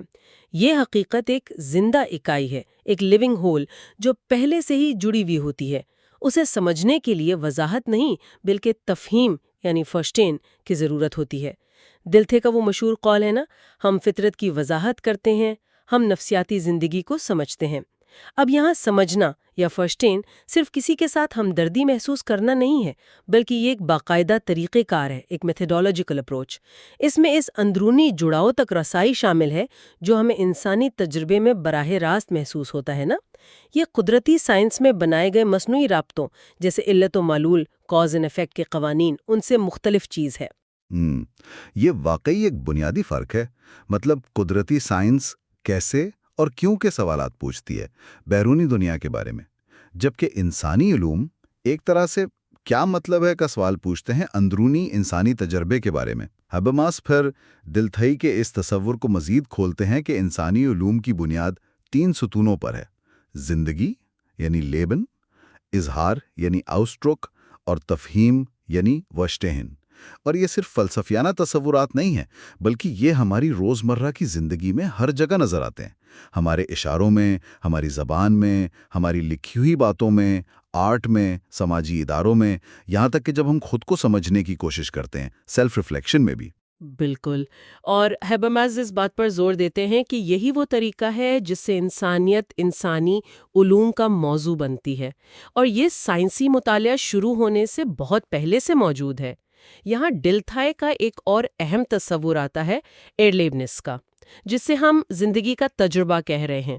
یہ صرف کوئی خام احساس یا جذبہ نہیں ہے، بلکہ یہ وہ لمحہ یا عمل ہے جس میں زندگی خود اپنے آپ سے آگاہ ہوتی ہے، وہ زندہ تجربہ جو ہمارے شعور میں گزرتا ہے۔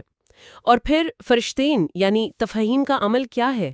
یہ ان زندگی کے تجربات کو جو دوسروں نے کیے یا ہم نے خود ماضی میں کیے، ان کے اظہار، ایکسپریشن جیسے الفاظ، عمل، آرٹ، ان کے ذریعے دوبارہ محسوس کرنا یا ان کی تشکیل نو کرنا، ریکنسٹرکٹ کرنا ہے۔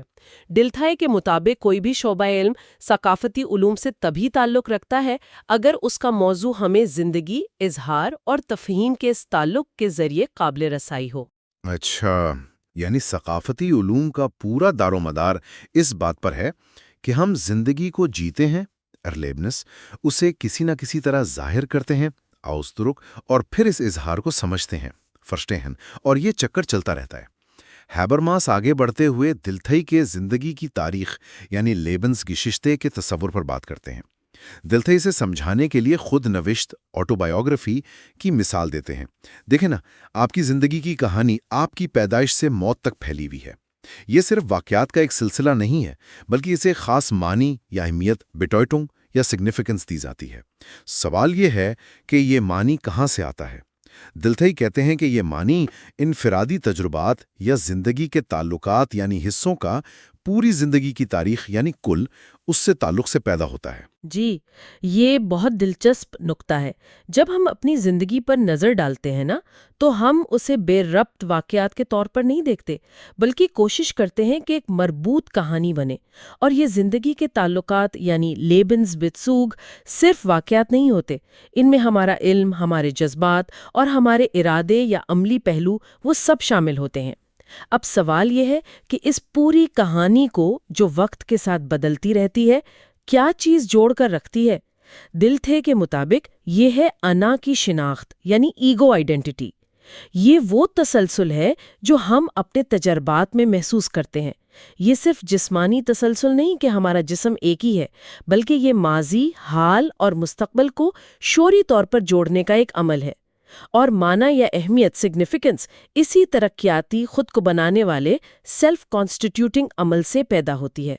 گویا ہم اپنی زندگی کے مورخ خود ہوتے ہیں، اور معنی اسی تاریخ نویسی سے ابھرتا ہے۔ عتی معنی کی بات، لیکن ظاہر ہے ہم اکیلے تو نہیں رہتے، ہم ایک سماج میں رہتے ہیں، دوسروں کے ساتھ بات چیت کرتے ہیں۔ تو کیا یہ معنی صرف ذاتی یا نجی، پرائیویٹ ہو سکتا ہے؟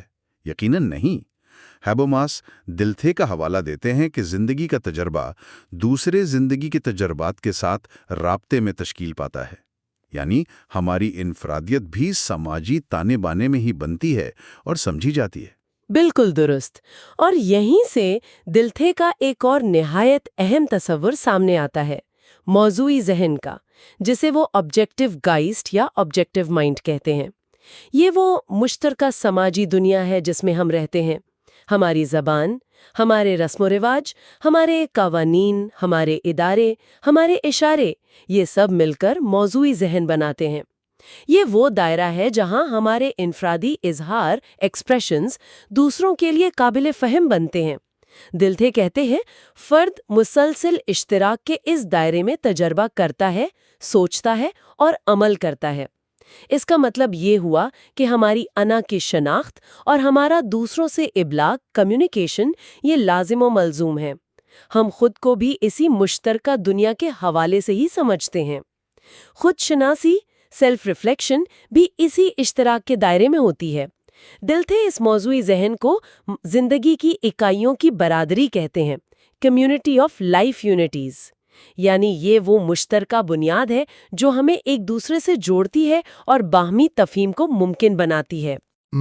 یہ بات تو سمجھ آتی ہے کہ بھئی ہمیں سمجھنے اور سمجھانے کے لیے ایک مشترکہ زبان اور ثقافت کی ضرورت ہے، لیکن ہیبرماس یہاں ایک گہرا مسئلہ بھی اٹھاتے ہیں۔ اگر ہر فرد کا تجربہ ریلیونس منفرد ہے اور ہر تاریخی دور کا اپنا معروضی ذہن ہے، تو ہم کسی دوسرے شخص کے یا کسی دوسری ثقافت یا گزرے ہوئے زمانے کے معنی کو کیسے پوری طرح سمجھ سکتے ہیں؟ خاص طور پر جب ہمیں اسے سمجھنے کے لیے عمومی تصورات اور زبان استعمال کرنی پڑتی ہے جو شاید اس اصل تجربے سے پوری طرح مطابقت نہ رکھتی ہو۔ یہ ہمیں فلسفہ تشریح ہرمینیوٹکس کے مشہور مسئلے کی طرف لے جاتا ہے، تشریحی دائرہ یعنی ہرمینیوٹک سرکل۔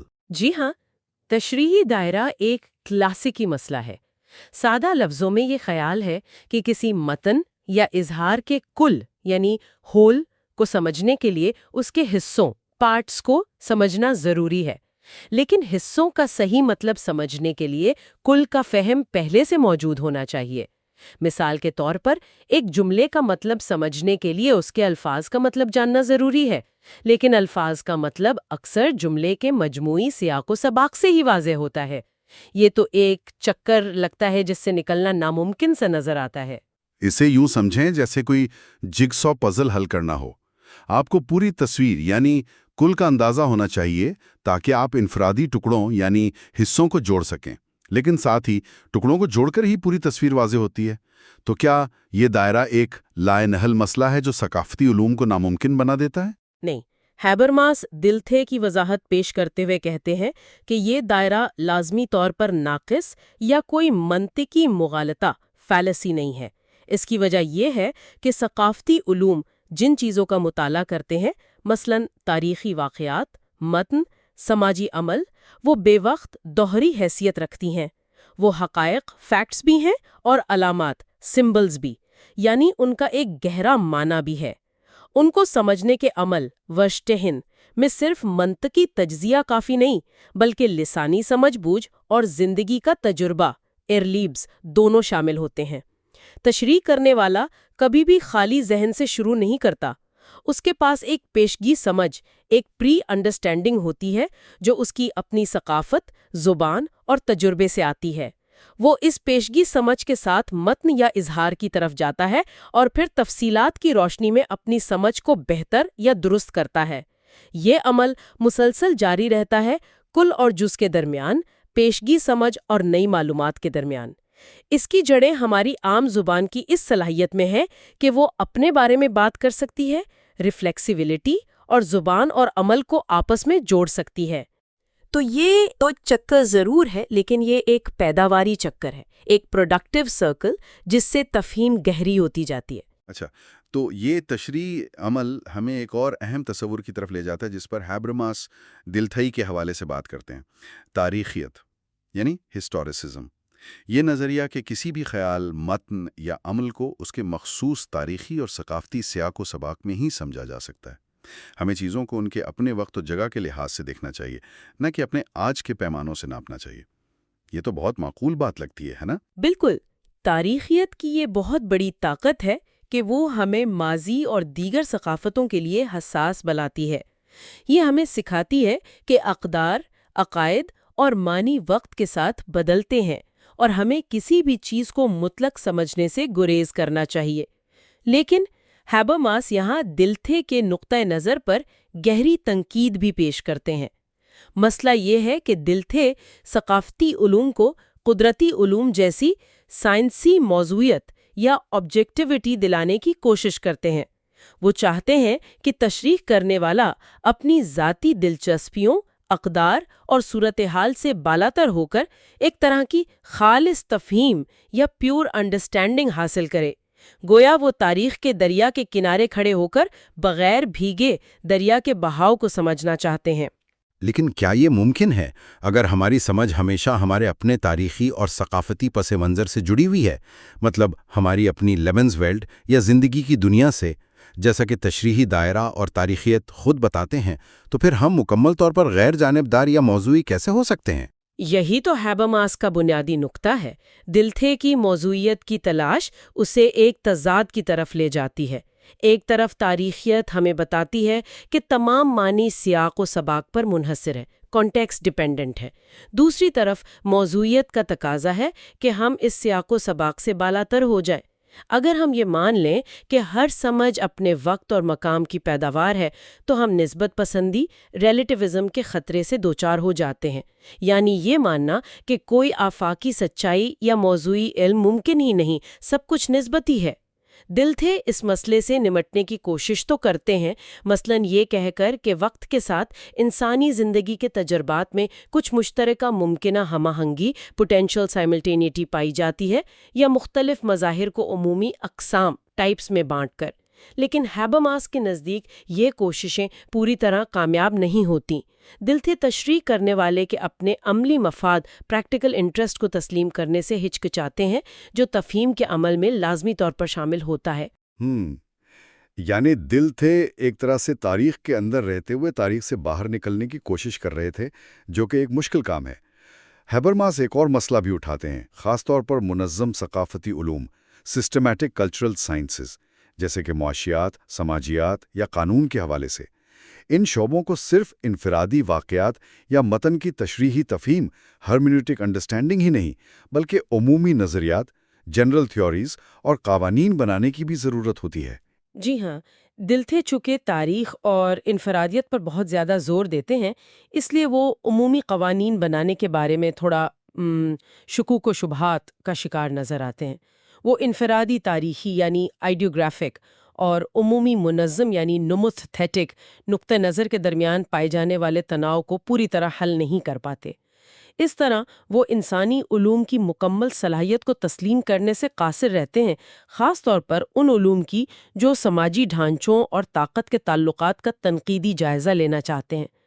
ہیبرماس کے لیے یہ محض تفہیم کا سوال نہیں، بلکہ یہ سوال بھی ہے کہ یہ تفہیم کون مفادات کی خدمت کرتی ہے۔ تو آج کی گفتگو کا اگر خلاصہ کریں، ہم نے دیکھا کہ ہیبرماس کس طرح دل تھے کے کام کو استعمال کرتے ہوئے انسانی علوم کی مخصوص نوعیت کو واضح کرتے ہیں۔ ان کی بنیاد ورشٹین یا تفہیم پر ہے، جو زندگی کے تجربے، ارلیبنس، اس کے اظہار آؤزدرک اور زبان کے ذریعے معنی تک رسائی حاصل کرتی ہے، اور یہ قدرتی علوم کی وضاحت ارکلیرونگ سے بنیادی طور پر مختلف ہے۔ بالکل، ہم نے دیکھا کہ تشریح، انٹرپریٹیشن اور مشترکہ معنی کی دنیا، معروضی ذہن کس قدر اہم ہے، لیکن ساتھ ہی ہیبرماس ہمیں دل تھے کے نقطۂ نظر کی حدود سے بھی آگاہ کرتے ہیں، خاص طور پر تشریحی دائرے، ہرمنیوٹک سرکل اور تاریخیت، ہسٹوریسزم کے مسائل، یعنی وہ جو سیاق و سباق پر مبنی تفہیم اور معروضی علم کی تلاش کے درمیان کشمکش ہے۔ دل تھے کا کام انسانی علوم میں علم اور عملی زندگی کے مفادات، پریکٹیکل لائف انٹرسٹ کے درمیان گہرا تعلق اجاگر کرتا ہے، چاہے وہ خود اس تعلق کو مکمل طور پر تسلیم کرنے میں ہچکچاتے رہے ہوں۔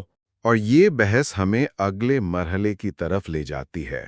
اگلے حصے میں ہم دیکھیں گے کہ ہیبرماس علم کی ان مختلف شکلوں، تجرباتی، تجزیاتی اور تاریخی تشریحی کو کس طرح عقل اور مفاد، ریزن اینڈ انٹرسٹ کے اپنے وسیع تر نظریے کے تحت یکجا کرنے کی کوشش کرتے ہیں۔ اور خاص طور پر ہم دیکھیں گے کہ سگمنڈ فرائیڈ اور نفسیاتی تجزیہ، سائیکو انالیسز، کس طرح علم کی ایک تیسری قسم یعنی خود عکاس سائنس، سیلف ریفلیکٹیو سائنس کی ایک اہم مثال بنتے ہیں، جس کا مقصد آزادی اور خود مختاری ہے۔ اور آج کے لیے ایک اختتامی سوال سامعین کے غور و فکر کے لیے چھوڑ جاتے ہیں۔ دل تھے اور ہیبرماس کی اس بحث کی روشنی میں ذرا سوچئے کہ ہمارا اپنا زندگی کا تجربہ، ایلیبس، ہماری زبان اور ہمارا ثقافتی پس منظر ماضی کی تفہیم یا دوسری ثقافتوں کو سمجھنے کی ہماری صلاحیت کو کس طرح محدود کرتا ہے یا ممکن بناتا ہے۔ کیا ہم واقعی کبھی اپنے تاریخی اور ثقافتی افق سے مکمل طور پر باہر نکل کر چیزوں کو جیسا کہ وہ ہے دیکھ سکتے ہیں، یا ہماری ہر تفہیم لازمی طور پر ہماری اپنی موجودہ حالت اور مفادات؟ آج ہم ایک کافی گہرے سوال کو سمجھنے کی کوشش کر رہے ہیں۔ علم آخر ہے کیا، اور اس کا ہماری بنیادی انسانی ضرورتوں سے کیا تعلق ہے؟ جی، اور اس کے لیے ہم یورگن ہیبرماس کے کام کو رہنما بنا رہے ہیں۔ ہاں، وہ ہمیں فلسفے کی تاریخ میں لے جاتے ہیں، خاص طور پر پازیٹیوزم یعنی پازیٹیوزم کے عروج تک۔ بالکل، اور ان کا مقصد یہ دکھانا ہے کہ کیسے علم اور انسانی مفاد ہمیشہ سے جڑے رہے ہیں۔ اچھا، تو یہ خیال کہ علم غیر جانبدار یا پیور ہوتا ہے، ہابرماس اس کو چیلنج کر رہے ہیں؟ بالکل، ان کا مرکزی خیال ہی یہی ہے۔ وہ کانٹ، ہیگل، مارکس سے ہوتے ہوئے ہمیں دکھاتے ہیں کہ کیسے ایپسٹیمولوجی یعنی علم کے ماخذ کا مطالعہ پس منظر میں چلا گیا، اور اس کی جگہ سائنس کے ایک زیادہ محدود فلسفے نے لے لی۔ جی ہاں، ایک ایسا فلسفہ جس نے علم کو صرف سائنسی طریقہ کار تک محدود کر دیا۔ اور ہابرماس کہتے ہیں کہ اس تاریخ کو سمجھنا ضروری ہے، وہ جو غور و فکر کے مراحل ہم پیچھے چھوڑائے۔ ہاں، کیونکہ ان کو دوبارہ دیکھنے سے ہی ہمیں آج کے دور میں علم کی اصل اہمیت اور معاشرے میں اس کے کردار کا، آپ کہہ سکتے ہیں، گہرا شعور مل سکتا ہے۔ تو آئیے شروع کرتے ہیں اس فکری سفر کو۔ ٹھیک ہے، سفر کانٹ کے بعد ہیگل سے شروع ہوتا ہے۔ ہیگل نے کانٹ کی علمی تھیوری پر ایک بہت بنیادی سوال اٹھایا وہ کیا تھا؟ کہ آپ یہ کیسے جان سکتے ہیں کہ آپ کا جاننے کا طریقہ صحیح ہے بغیر یہ مانے کہ آپ پہلے سے کچھ جانتے ہیں؟ مطلب کانٹ کا وہ مشہور جملہ میں سوچتا ہوں جو ہر خیال کے ساتھ ہوتا ہے، وہ خود کہاں سے آیا؟ بالکل، یعنی علم پر تنقید بھی تو خود ایک علمی عمل ہے نا، اسے اپنی بنیادوں پر بھی تو غور کرنا چاہیے۔ صحیح۔ تو ہیگل کہہ رہے تھے کہ شعور کوئی باہر سے دیکھنے والی چیز نہیں۔ جی نہیں، بلکہ یہ تاریخ کے ساتھ ساتھ خود بنتا ہے، تشکیل پاتا ہے۔ علم حاصل کرنا صرف دنیا کو سمجھنا نہیں، بلکہ ایک طرح سے خود کو سمجھنا بھی ہے۔ اچھا، اسی لیے انہوں نے کانٹ کی وہ نظریاتی اور عملی عقل کی علیحدگی کو چیلنج کیا۔ ہاں، کیونکہ اگر شعور تاریخی طور پر بن رہا ہے تو جاننا اور چاہنا یعنی علم اور ارادہ یہ الگ الگ کیسے ہو سکتے ہیں؟ لیکن ہیگل کا مقصد تو مطلق علم تک پہنچنا تھا، جس سے علمی تھیوری کی ضرورت ہی نہ رہتی۔ یہ تھوڑا متضاد نہیں؟ ہاں، یہی اس میں ایک پیچیدگی ہے۔ وہ علمی تھیوری کو بنیاد فراہم کر رہے تھے یا اس سے ختم کر رہے تھے؟ ان کا وہ فلسفہ شناخت کا نظریہ کہ ذہن اور فطرت ایک ہے۔ جی، اس نظریے نے انہیں علم کے انسانی محدود پہلو پر پوری طرح غور کرنے سے روکا، اور جب انہوں نے فلسفے کو حتمی سائنس کہا تو باقی سائنسوں کی حیثیت کمزور ہو گئی۔ ہاں، اور اس سے غیر ارادی طور پر پازیٹیوزم کے لیے راستہ ہموار ہو گیا، یعنی یہ نظریہ کہ بس سائنسی علم ہی اصل علم ہے۔ اور پھر مارکس آئے، انہوں نے ہیگل کی تنقید تو لی لیکن ان کے آئیڈیالزم کو رد کر دیا۔ مارکس کے لیے علم کی بنیاد کیا بنی؟ محنت، سماجی محنت، سوشل لیبر۔ مارکس کے نزدیک علم دماغی مشق سے زیادہ ایک سماجی عمل ہے۔ سماجی عمل مطلب؟ ہے نا، یہ عمل صرف فطرت کو نہیں بدلتا، بلکہ خود محنت کرنے والے انسان کو بھی بدل دیتا ہے۔ بالکل، وہ جو کہتے ہیں نا 5 حواس کی تشکیل تمام پچھلی تاریخ کا کام ہے۔ علم ٹھوس مادی جدوجہد سے ابھرتا ہے۔ تو علم سوچنے کا نہیں بلکہ کرنے کا، عمل کا نتیجہ ہے۔ ہاں، اسی لیے مارکس کے لیے معیشت یعنی پیداواری عمل وہ نقطہ آغاز بن جاتا ہے جہاں سے علم کی تشکیل کو سمجھا جا سکتا ہے۔ یہ ٹیکنالوجی کنٹرول کا پہلو ہے۔ لیکن وہ صرف اوزاروں پر تو نہیں رکے۔ نہیں، بالکل نہیں، وہ سماجی ڈھانچے یعنی پیداواری تعلقات، کون کس کے لیے کام کرتا ہے، ملکیت کس کی ہے، ان کو بھی لازمی سمجھتے تھے۔ لیکن یہاں ہابرماس ایک سوال اٹھاتے ہیں نا کہ کیا مارکس نے علم اور غور و فکر کو صرف پیداوار تک محدود کر دیا؟ جی، ہابرماس کا یہی موقف ہے۔ مارکس نے زبان، طاقت، نظریے یعنی آئیڈیالوجی، ان چیزوں کو مانا تو صحیح، خاص طور پر جب وہ کموڈٹی فیٹشزم کی بات کرتے ہیں۔ ہاں، کہ سرمایہ داری میں چیزیں کیسے اپنی سماجی حقیقت چھپا لیتی ہیں، لیکن ان کا جو بنیادی فریم ورک تھا وہ پھر بھی محنت اور پیداوار پر ہی زیادہ مرکوز رہا۔ تو انہوں نے غور و فکر یعنی ریفلیکشن یا تنقید کو بھی پیداوار کے ماڈل پر سمجھا۔ آپ کہہ سکتے ہیں، اور انہوں نے قدرتی سائنس اور سماجی تنقید کے درمیان جو بنیادی فرق ہے اسے پوری طرح واضح نہیں کیا۔ تو ہیگل اور مارکس کی ان کوششوں کے بعد جو علمی تھیوری کو نئی شکل دینا چاہتے تھے، مثبت عزم کیسے غالب آ گیا؟ مثبت اعظم نے، آپ کہہ لیں، ایک طرح کا شارٹ کٹ لیا۔ اس نے علم کے کیوں اور کیسے ممکن ہے جیسے سوال چھوڑ دیے، اور صرف اس پر توجہ دی کہ سائنس کیا کرتی ہے اور کیسے کرتی ہے۔ بالکل، علمی تھیری کی جگہ سائنس کے فلسفے نے لے لی اور اصول بن گیا سائنسیت کہ علم بس وہی ہے جو سائنس بتائے اور اسے صرف سائنسی طریقے سے ہی سمجھا جا سکتا ہے۔ اور جاننے والا انسان وہ پس منظر میں چلا گیا۔ جی ہاں، کومٹ اور ماخ جیسے جو ابتدائی مثبت عزمی تھے، انہوں نے اسے کیسے پیش کیا؟ کامٹ نے تو معیار بنا دیے، علم مشاہدے پر مبنی ہو، یقینی، قوانین سے واضح ہو، صحیح اور کارآمد ہو، مفید۔ مارکس اس سے بھی آگے گئے۔ انہوں نے کیا کیا؟ انہوں نے علم کو بنیادی حسی عناصر تک محدود کرنے کی کوشش کی اور کہا کہ شعور یا انا بھی انہی عناصر کا مجموعہ ہے تاکہ فلسفے کے پرانے جھنجھٹوں سے بچا جا سکے۔ لیکن کیا یہ خود ایک منطقی چکر نہیں بن جاتا؟ آپ سائنس کی تعریف کے لیے سائنسی طریقہ استعمال کر رہے ہیں، مگر وہ طریقہ خود سائنس کی کسی پچھلی سمجھ پر مبنی ہے؟ بالکل، یہی تو آبجیکٹیوزم کا مسئلہ ہے، یہ خاموش مفروضہ کہ علم بس باہر کی حقیقت کا آئینہ ہے۔ اور یہ مفروضہ اس بات کو چھپا لیتا ہے کہ سائنس خود بھی تو کسی سماجی تاریخی ماحول میں بنتی ہے۔ جی ہاں، اور یہ علم کی اپنی بنیادوں پر غور و فکر یعنی سیلف ریفلیکشن کو روک دیتا ہے۔ تو کیا اس مثبتزم کے غلبے کو کسی نے چیلنج نہیں کیا؟ کوئی واپسی ہوئی خود شناسی کی طرف؟ ہوئی، بالکل ہوئی۔ دو اہم نام ہیں، چارلس سینڈرس پیئرس اور ولیم ڈلتھی۔ پیئرس جو امریکی عملیت پسندی پریگمیٹزم کے بانیوں میں سے ہیں۔ انہوں نے علم کو استفسار کے عمل سے جوڑا۔ جی، ان کے لیے سچائی وہ نہیں جو کسی مطلق حقیقت سے میل کھائے، بلکہ وہ ہے جس پر ایک آزاد تحقیقی برادری لمبی تحقیق کے بعد متفق ہو جائے۔ یہ تو واقعی کانٹ اور مثبت آزمیوں سے بہت مختلف ہے۔ گویا حقیقت خود تحقیق سے بنتی ہے۔ بالکل، پیئرس نے کانٹ کی شے فی نفسہ یعنی وہ حقیقت جو ہمارے تجربے سے باہر ہے اسے رد کر دیا۔ ان کا مشہور عملیت پسندانہ اصول کیا کہتا ہے؟ کہ کسی تصور کا مطلب اس کے ممکنہ عملی نتائج ہیں۔ ہاں، یعنی علم کا گہرا تعلق دنیا پر قابو پانے، تکنیکی کنٹرول سے ہے۔ تو کیا پیئرس نے علم کو صرف تکنیکی مفاد تک محدود کر دیا؟ ہاباماس کیا کہتے ہیں اس پر؟ ہاباماس کا خیال ہے کہ کسی حد تک ہاں۔ پیئرز نے مانا کہ تحقیق ایک سماجی عمل ہے، لیکن اس بات پر پورا زور نہیں دیا کہ یہ عمل خود محققین کے درمیان زبان، بحث، مفاہمت یعنی علامتی تعامل پر منحصر ہے۔ اور یہ وہ دائرہ ہے جسے صرف تکنیکی کنٹرول میں نہیں لایا جا سکتا؟ بالکل، اس لیے ہاباماس کے نزدیک پیئرز بھی آخرکار مثبت عزم کے کافی قریب پہنچ گئے۔ اچھا، اور دوسری طرف ولیم ڈلتھی تھے۔ جی، انہوں نے بالکل الگ راستہ لیا ہے نا، ثقافتی یا انسانی علوم پر توجہ دی۔ جی ہاں، گائسٹس ویشنشافٹن۔ ڈلٹھی نے قدرتی علوم جو قوانین سے وضاحت کرتے ہیں اور ثقافتی علوم جو تجربے سے تفہیم حاصل کرتے ہیں ان میں فرق کیا۔ ثقافتی علوم یعنی آرٹ، ادب، تاریخ۔ جی، قانون وغیرہ۔ ان کا تعلق انسانی زندگی کے اظہار کو سمجھنے سے ہے، اور یہ تفہیم صرف کوئی علمی طریقہ نہیں، یہ ہماری روزمرہ زندگی کا حصہ ہے۔ اور انہوں نے تفہیم کو کیسے بیان کیا؟ وہ ہرمنیوٹک دائرے والی بات؟ ہاں، ہرمنیوٹک دائرہ، یعنی حصے کو سمجھنے کے لیے کل کو سمجھنا اور کل کو سمجھنے کے لیے حصے کو سمجھنا۔ ڈلٹی نے کہا یہ کوئی مسئلہ نہیں، یہ تفہیم کی فطرت ہے، کیونکہ ثقافتی علوم میں ہم بے وقت حقائق جیسے تاریخی واقعہ اور علامات اس کے معنی سے ڈیل کرتے ہیں۔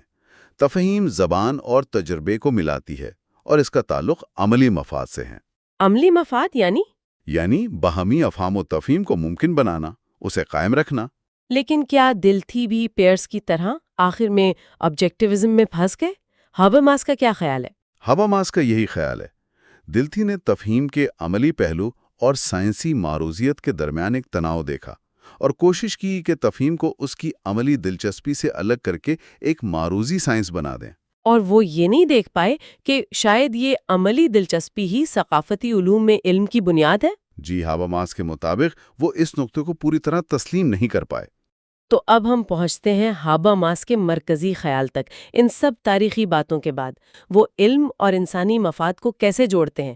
یہی ان کے نظریے کا نچوڑ ہے نا؟ بالکل، یہیں پر ہاباماس واپس کانٹ اور خاص طور پر فکٹے کی طرف جاتے ہیں۔ کانٹ نے عقل کے مفاد کی بات کی تھی کہ عقل خود علم اور آزادی میں ہم آہنگی چاہتی ہے۔ جی، اور فکٹے نے اسے اور آگے بڑھایا۔ انہوں نے کہا کہ ہمارا فلسفیانہ زاویہ نظر بھی ہماری بنیادی دلچسپیوں سے طے ہوتا ہے، خاص طور پر آزادی کا مفاد بمقابلہ فطرت پر انحصار کا مفاد۔ اور فکٹے کے لیے خود شناسی یا خود عکاسی سیلف ریفلیکشن کیا تھی؟ صرف سوچنا؟ نہیں، صرف سوچنا نہیں، بلکہ ایک عملی قدم جو جاننے اور عمل کرنے کو اکٹھا کرتا ہے، اور اس عمل میں مفاد، خاص طور پر آزادی کا مفاد، علم کی بنیاد بن جاتا ہے۔ یہ کوئی باہر کی چیز نہیں جو علم پر اثر انداز ہو، یہ علم کے اندر ہے۔ تو ہابرماس اس پرانے خیال کو کیسے نیا بناتے ہیں؟ ہابرماس کہتے ہیں کہ عقل کے مفاد کے اس تصور کو زیادہ ٹھوس، مادیت پسندانہ انداز میں سمجھنا ہوگا۔ وہ 3 بنیادی علم پیدا کرنے والے مفادات بتاتے ہیں۔ Knowledge constitutive interests? جی ہاں، جو انسانی وجود کی بنیادی شرائط، کام، زبان اور طاقت سے جڑے ہیں۔ پہلا کون سا ہے؟ پہلا ہے تکنیکی مفاد، ٹیکنیکل انٹرسٹ۔ اس کا تعلق فطرت پر قابو پانے، پیشن گوئی کرنے، اسے استعمال کرنے سے ہے۔ یہ تجرباتی، تجزیاتی سائنسوں جیسے فزکس، کیمسٹری ان کی رہنمائی کرتا ہے۔ اس کا تعلق کام سے ہے۔ ٹھیک ہے، اور دوسرا؟ دوسرا ہے عملی مفاد، پریکٹیکل انٹرسٹ۔ اس کا تعلق باہمی افہام و تفہم، معنی، سماجی تعلقات کو ہموار رکھنے سے ہے۔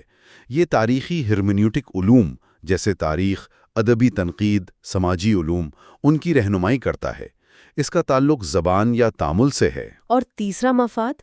یہ وہی آزادی والا مفاد ہے جس کا ذکر فکٹے نے کیا تھا؟ جی ہاں، تیسرا ہے آزادی کا مفاد، ایمانسپیٹری انٹرسٹ۔ اس کا تعلق جبر، تسلط، وہم، خود فریبی سے نجات پانے سے ہے۔ اور یہی تنقیدی علوم کی بنیاد ہے۔ بالکل، ہابرماس کے لیے یہی مفاد تنقیدی علوم، کریٹیکل سائنسز کی بنیاد ہے، جن کا مقصد صرف دنیا کو سمجھنا یا کنٹرول کرنا نہیں، بلکہ اسے بہتر بنانے کے لیے تبدیل کرنا ہے۔ اس کا تعلق طاقت کے تعلقات کو سمجھنے اور ان سے آزاد ہونے سے ہے۔ واہ، یہ تو واقعی ایک بہت جامع فریم ورک لگتا ہے۔ اچھا، اب بتائیں کہ فرائیڈ کا نفسیاتی تجزیہ یعنی سائیکو انالیسس اس تصویر میں کہاں فٹ ہوتا ہے؟ کیا یہ آزادی کے مفاد کی مثال ہے؟ بالکل، ہابرماس کے لیے تو نفسیاتی تجزیہ خود عکاسی کی سائنس کی بہترین مثال ہے۔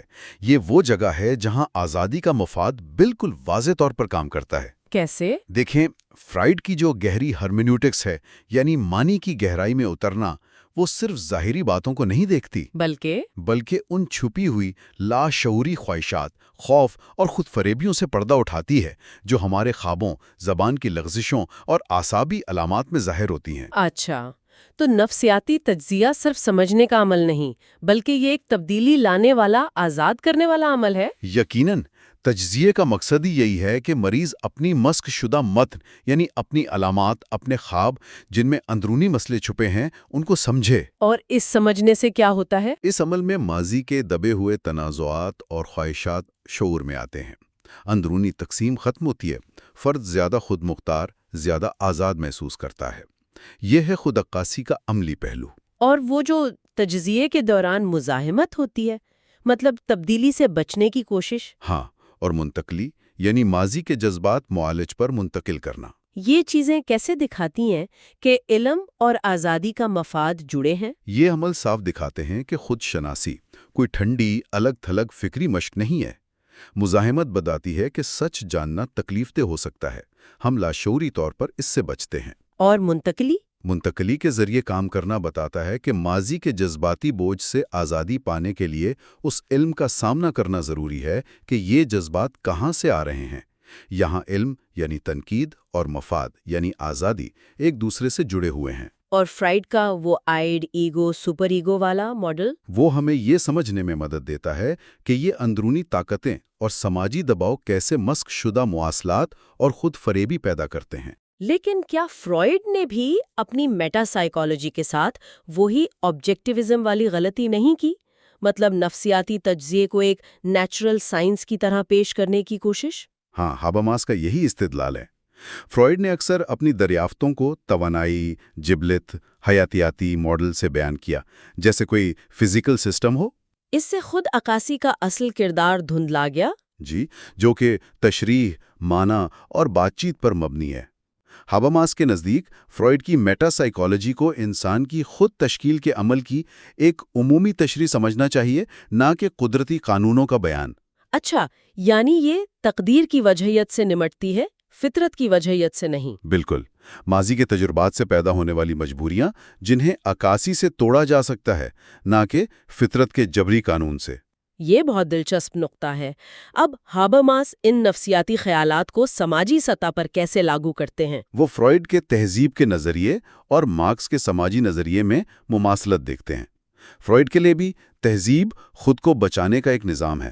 فطرت کے خلاف سماجی تعلقات کو منظم کرنا۔ جی، فرائیڈ بھی پیداواری قوتوں، ٹیکنیکی کنٹرول اور سماجی تنظیم پیداواری تعلقات میں فرق کرتے ہیں، لیکن وہ اس جبلت کے دباؤ پر زیادہ زور دیتے ہیں جو تہذیب کے لیے ضروری سمجھا جاتا ہے۔ تو سماجی ادارے جیسے خاندان، ریاست، قانون، یہ طاقت کے طور پر کیسے کام کرتے ہیں فرائیڈ کے نظریے میں؟ فرائیڈ کے مطابق ادارے بیرونی جبر کو ایک مستقل اندرونی جبر میں بدلنے کا ذریعہ بنتے ہیں۔ یہ کیسے ہوتا ہے؟ یہ مسخ شدہ مواصلات کے ذریعے ہوتا ہے، جہاں طاقت کے تعلقات کو فطری یا ناگزیر بنا کر پیش کیا جاتا ہے۔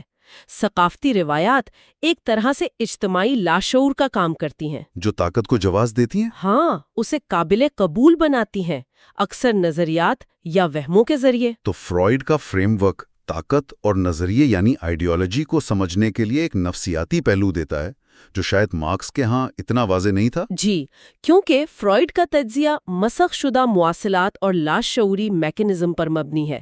یہ سمجھاتا ہے کہ طاقت صرف باہر سے نہیں آتی، وہ ہماری نفسیات میں بھی گھس جاتی ہے اور ہماری خود شناسی اور تعلقات کو متاثر کرتی ہے۔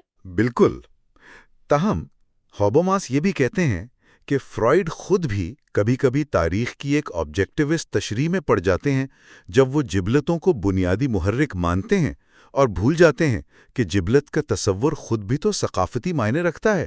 تو ہم نے کانٹ اور ہیگل سے شروع کیا، مارکس، مثبت اعظم، پیئرز، دل تھی اور آخر میں فرائیڈ تک آئے۔ اگر اس سب کا خلاصہ کریں تو بنیادی پیغام کیا بنتا ہے؟ بنیادی پیغام میرے خیال میں یہ ہے کہ علم کبھی بھی خلا میں یا مفاد سے الگ تھلگ پیدا نہیں ہوتا۔ یہ ہمیشہ انسانی زندگی کے بنیادی مفادات سے جڑا ہوتا ہے۔ جی ہاں، دنیا کو سمجھنے اور کنٹرول کرنے کا ٹیکنیکی مفاد، ایک دوسرے کو سمجھنے اور ساتھ رہنے کا عملی مفاد، اور جبر اور خود فریبی سے آزاد ہونے کا آزادی کا مفاد۔ اور ہابرماس دکھاتے ہیں کہ علمی تھیوری کا زوال اور مثبت اعظم کا عروج اصل میں علم کی تشکیل میں ان مفادات کے کردار پر پردہ ڈالنے جیسا تھا۔ بالکل، ان مفادات کو سمجھنا جو کام، زبان اور طاقت کے تجربات سے نکلتے ہیں، نہ صرف یہ سمجھنے کے لیے ضروری ہے کہ علم کیسے کام کرتا ہے، بلکہ یہ بھی کہ یہ معاشرے کو کیسے بناتا ہے۔ اور اس سارے عمل میں خود عکاسی، سیلف ریفلیکشن کا کردار مرکزی ہے۔ جی، اور یہ صرف نفسیاتی تجزیہ یا تنقیدی تھیوری تک محدود نہیں، بلکہ تمام علوم کے لیے ضروری ہے کہ وہ اپنی بنیادوں، اپنے مفروضات، اپنے اندر چھپے مفادات کو سمجھیں، تاکہ وہ آبجیکٹیوزم کے وہم سے بچ سکے، یہ سمجھنے سے کہ وہ حقیقت کا غیر جانبدار آئینہ ہے۔ ہاں، اور تاکہ انہیں اپنی سماجی اور انسانی ذمہ داری کا احساس رہے۔ یہ ہمیں ایک آخری کافی چونکا دینے والے سوال کی طرف لاتا ہے۔ اگر سارا علم کسی نہ کسی مفاد سے جڑا ہے تو پھر مکمل طور پر غیر جانبدار یا معروضی علم کا کیا مطلب ہوا؟ کیا یہ ممکن بھی ہے؟ یا یہ تصور خود ایک وہم ہے جو شاید کسی خاص چھپے ہوئے مفاد کی خدمت کرتا ہو؟ یہ واقعی ایک گہرا سوال ہے۔ بالکل، شاید حقیقی معروضیت کا مطلب مفاد سے مکمل آزادی نہیں، جو شاید ممکن ہی نہ ہو، بلکہ ان مفادات کے بارے میں شفافیت، ایمانداری، جی، اور مسلسل تنقیدی جائزہ جو ہمارے علم کو بناتے ہیں۔ اپنے علم کی طاقت اور اس کے پیچھے کام کرنے والے مفادات کو سمجھنا ہی شاید اس کے ذمہ دارانے۔ آج ہم یرگن ہیبرماس کی ایک بہت ہی اہم اور کافی گہری کتاب علم اور انسانی دلچسپیاں کے بالکل آخری حصے پر بات کر رہے ہیں۔ جی ہاں، یہ وہ مقام ہے جہاں ہیبرماس اپنے سارے دلائل کو آپ کہہ سکتی ہیں سمیٹتے ہیں۔ ہم خاص طور پر آخری 2 ابواب یعنی 11 اور 12 اور پھر جو ضمیمہ ہے نا کتاب کا، اس پر بات کریں گے۔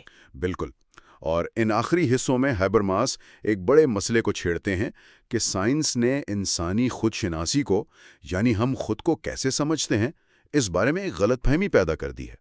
جی، وہ یہ دکھانا چاہ رہے ہیں کہ علم، یہاں تک کہ جسے ہم سائنسی علم کہتے ہیں، وہ بھی صرف معروضی حقائق کا ڈھیر نہیں ہے، وہ ہماری گہری انسانی دلچسپیوں سے جڑا ہوا ہے۔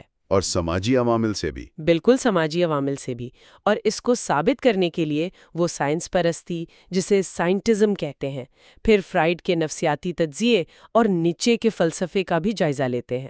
مقصد یہ ہے کہ وہ علم کا اپنا ایک تصور پیش کر سکیں جو علم کو آزادی حاصل کرنے کا ایک ذریعہ سمجھتا ہے۔ کرتے ہیں کہ سارا علم، چاہے سائنس ہو، تاریخ ہو یا کچھ اور، وہ انسانی دلچسپیوں میں جڑا ہے، اور اصل سمجھ بوجھ کے لیے ان دلچسپیوں کو پہچاننا بہت ضروری ہے۔ تو چلیں شروع کرتے ہیں یہ گفتگو۔ اچھا، تو سب سے پہلے ہیبرماس سائنس پرستی یعنی سائنٹزم پر تنقید کرتے ہیں۔ یہ کیا چیز ہے اصل میں، اور ہیبرماس کو اس پر کیا اعتراض ہے؟ دیکھیے، سائنس پرستی بنیادی طور پر یہ ماننا ہے کہ سچائی تک پہنچنے کا واحد اور صرف واحد راستہ سائنسی طریقہ کار ہے۔ پازیٹیوزم یا اثباتیت کا نام آپ نے سنا ہوگا، یہ اسی کی ایک شکل ہے۔ ہاں، سنا ہے۔ ہیبرماس کا مسئلہ یہ ہے کہ یہ نظریہ یعنی سائنس پرستی یہ بھول جاتا ہے کہ علم کا مطلب کیا ہے، اس کی قدر کیا ہے، وہ کن حالات میں پیدا ہوتا ہے، ان سب چیزوں کو یہ نظر انداز کر دیتا ہے۔ اچھا، یعنی یہ صرف کیا کو دیکھتا ہے، کیوں اور کیسے کو نہیں؟ بالکل بالکل، یہ علم کو ایک مشین کی طرح ایک تکنیکی چیز بنا دیتا ہے، اور یہ سوال نہیں پوچھتا کہ علم کا مقصد کیا ہے، انسان سے اس کا کیا تعلق ہے۔ ہیبرماس تو یہ کہتے ہیں کہ سائنس پرستی سائنس کو خود اپنے آپ پر غور کرنے سے روکتی ہے۔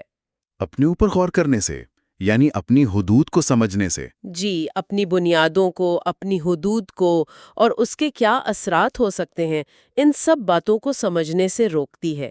یہ سائنس کو ایک، آپ کہہ لیں، ایک بند عقیدہ بنا دیتی ہے جس پر سوال نہیں اٹھایا جا سکتا۔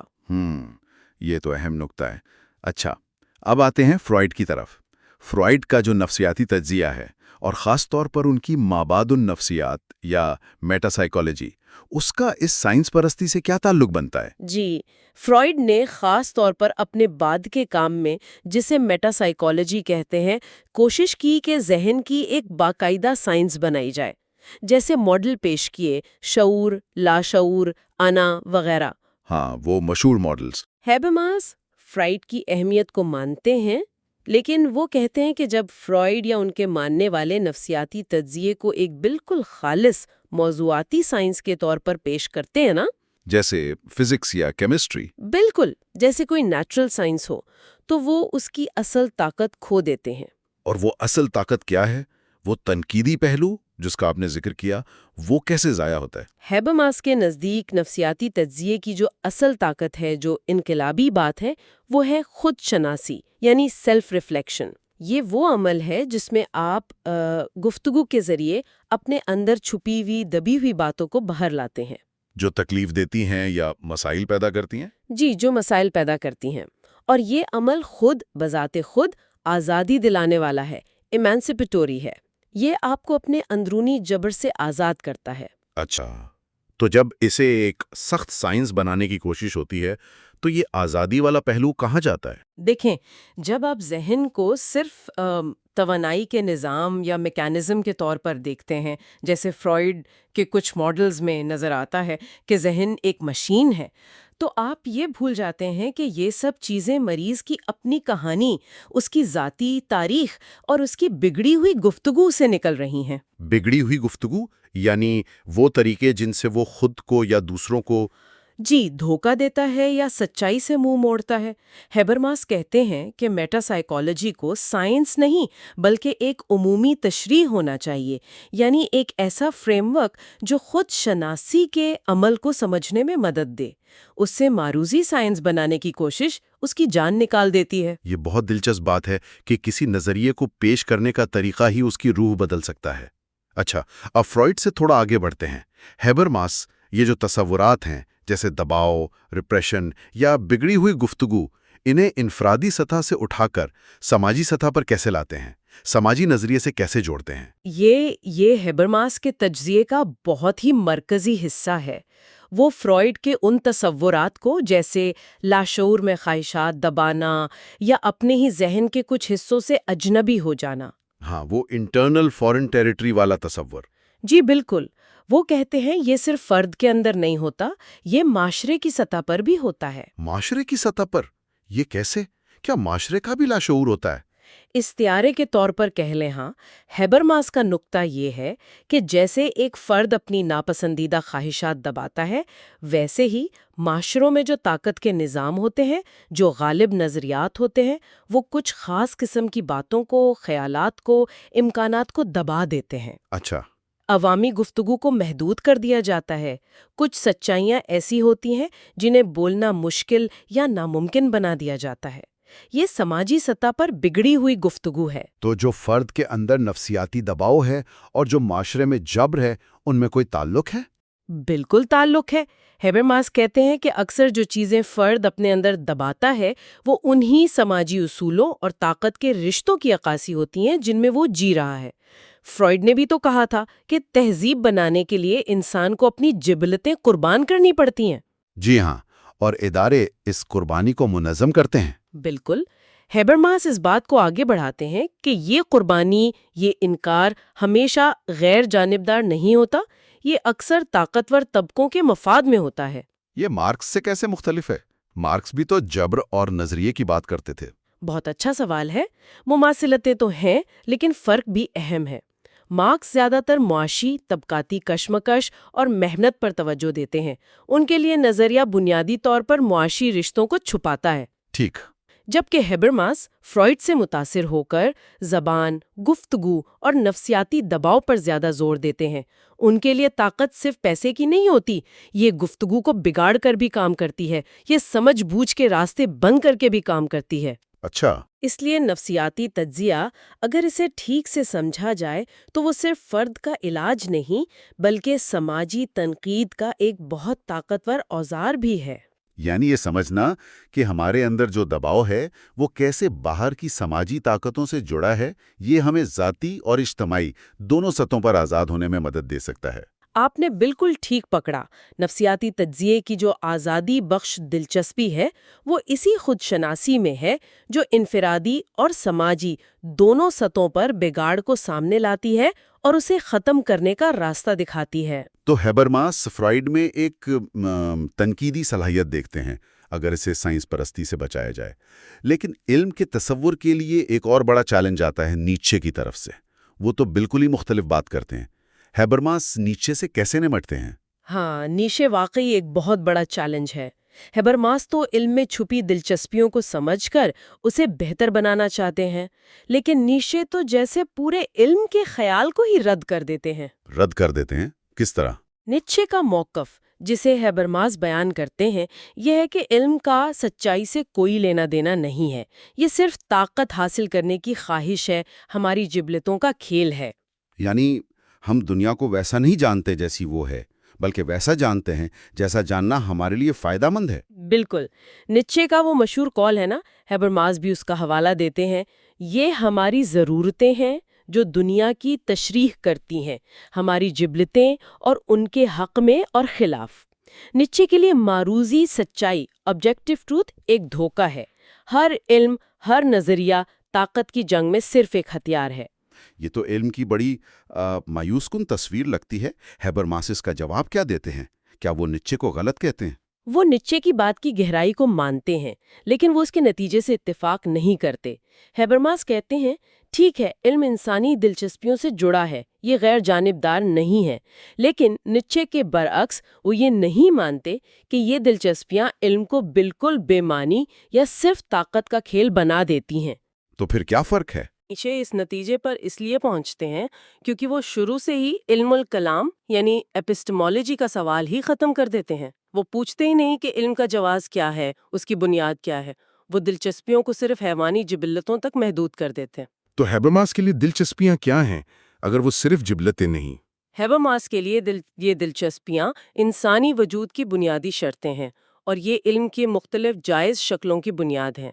وہ کہتے ہیں کہ نیشے کا نقطہ نظر تو تنقید کے امکان کو ہی ختم کر دیتا ہے۔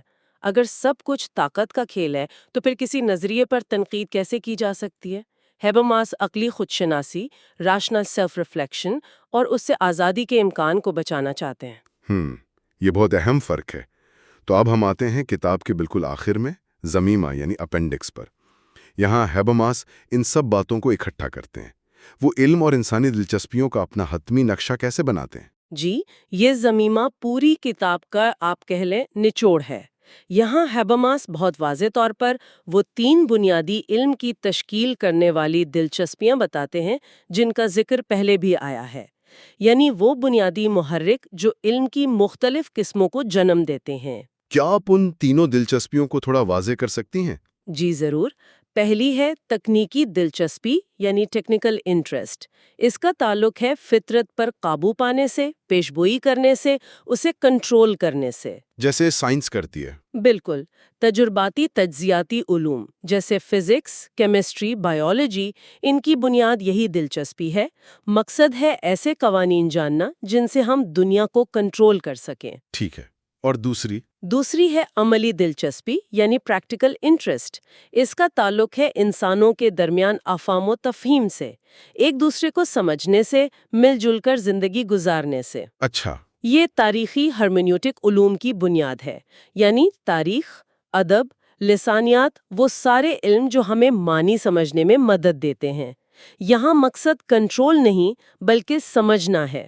ٹھیک، سمجھنا۔ اور تیسری جو ہیبرماس کے لیے بہت اہم ہے وہ ہے آزادی بخش دلچسپی، ایمانسپیٹری انٹرسٹ۔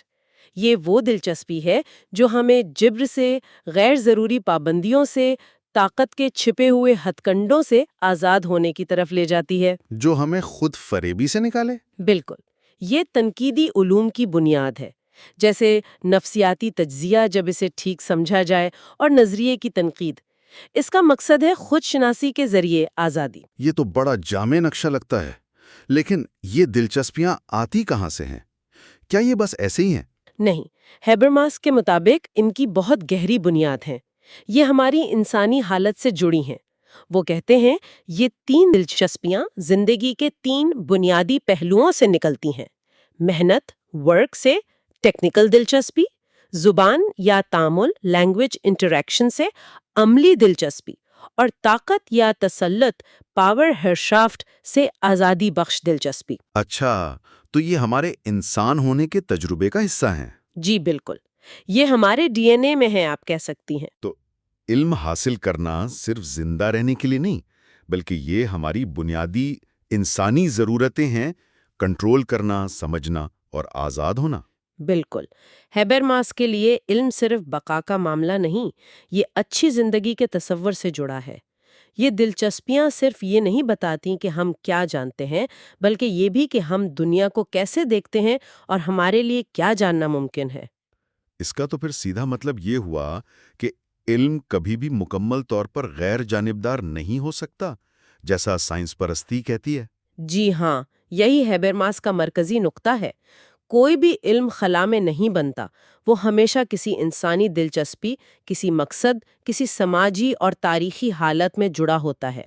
یہاں تک کہ نیچرل سائنسز بھی؟ ہاں، یہاں تک کہ نیچرل سائنسز بھی، جو سب سے زیادہ معروضی لگتی ہیں، وہ بھی تکنیکی کنٹرول کی انسانی دلچسپی سے جڑی ہیں۔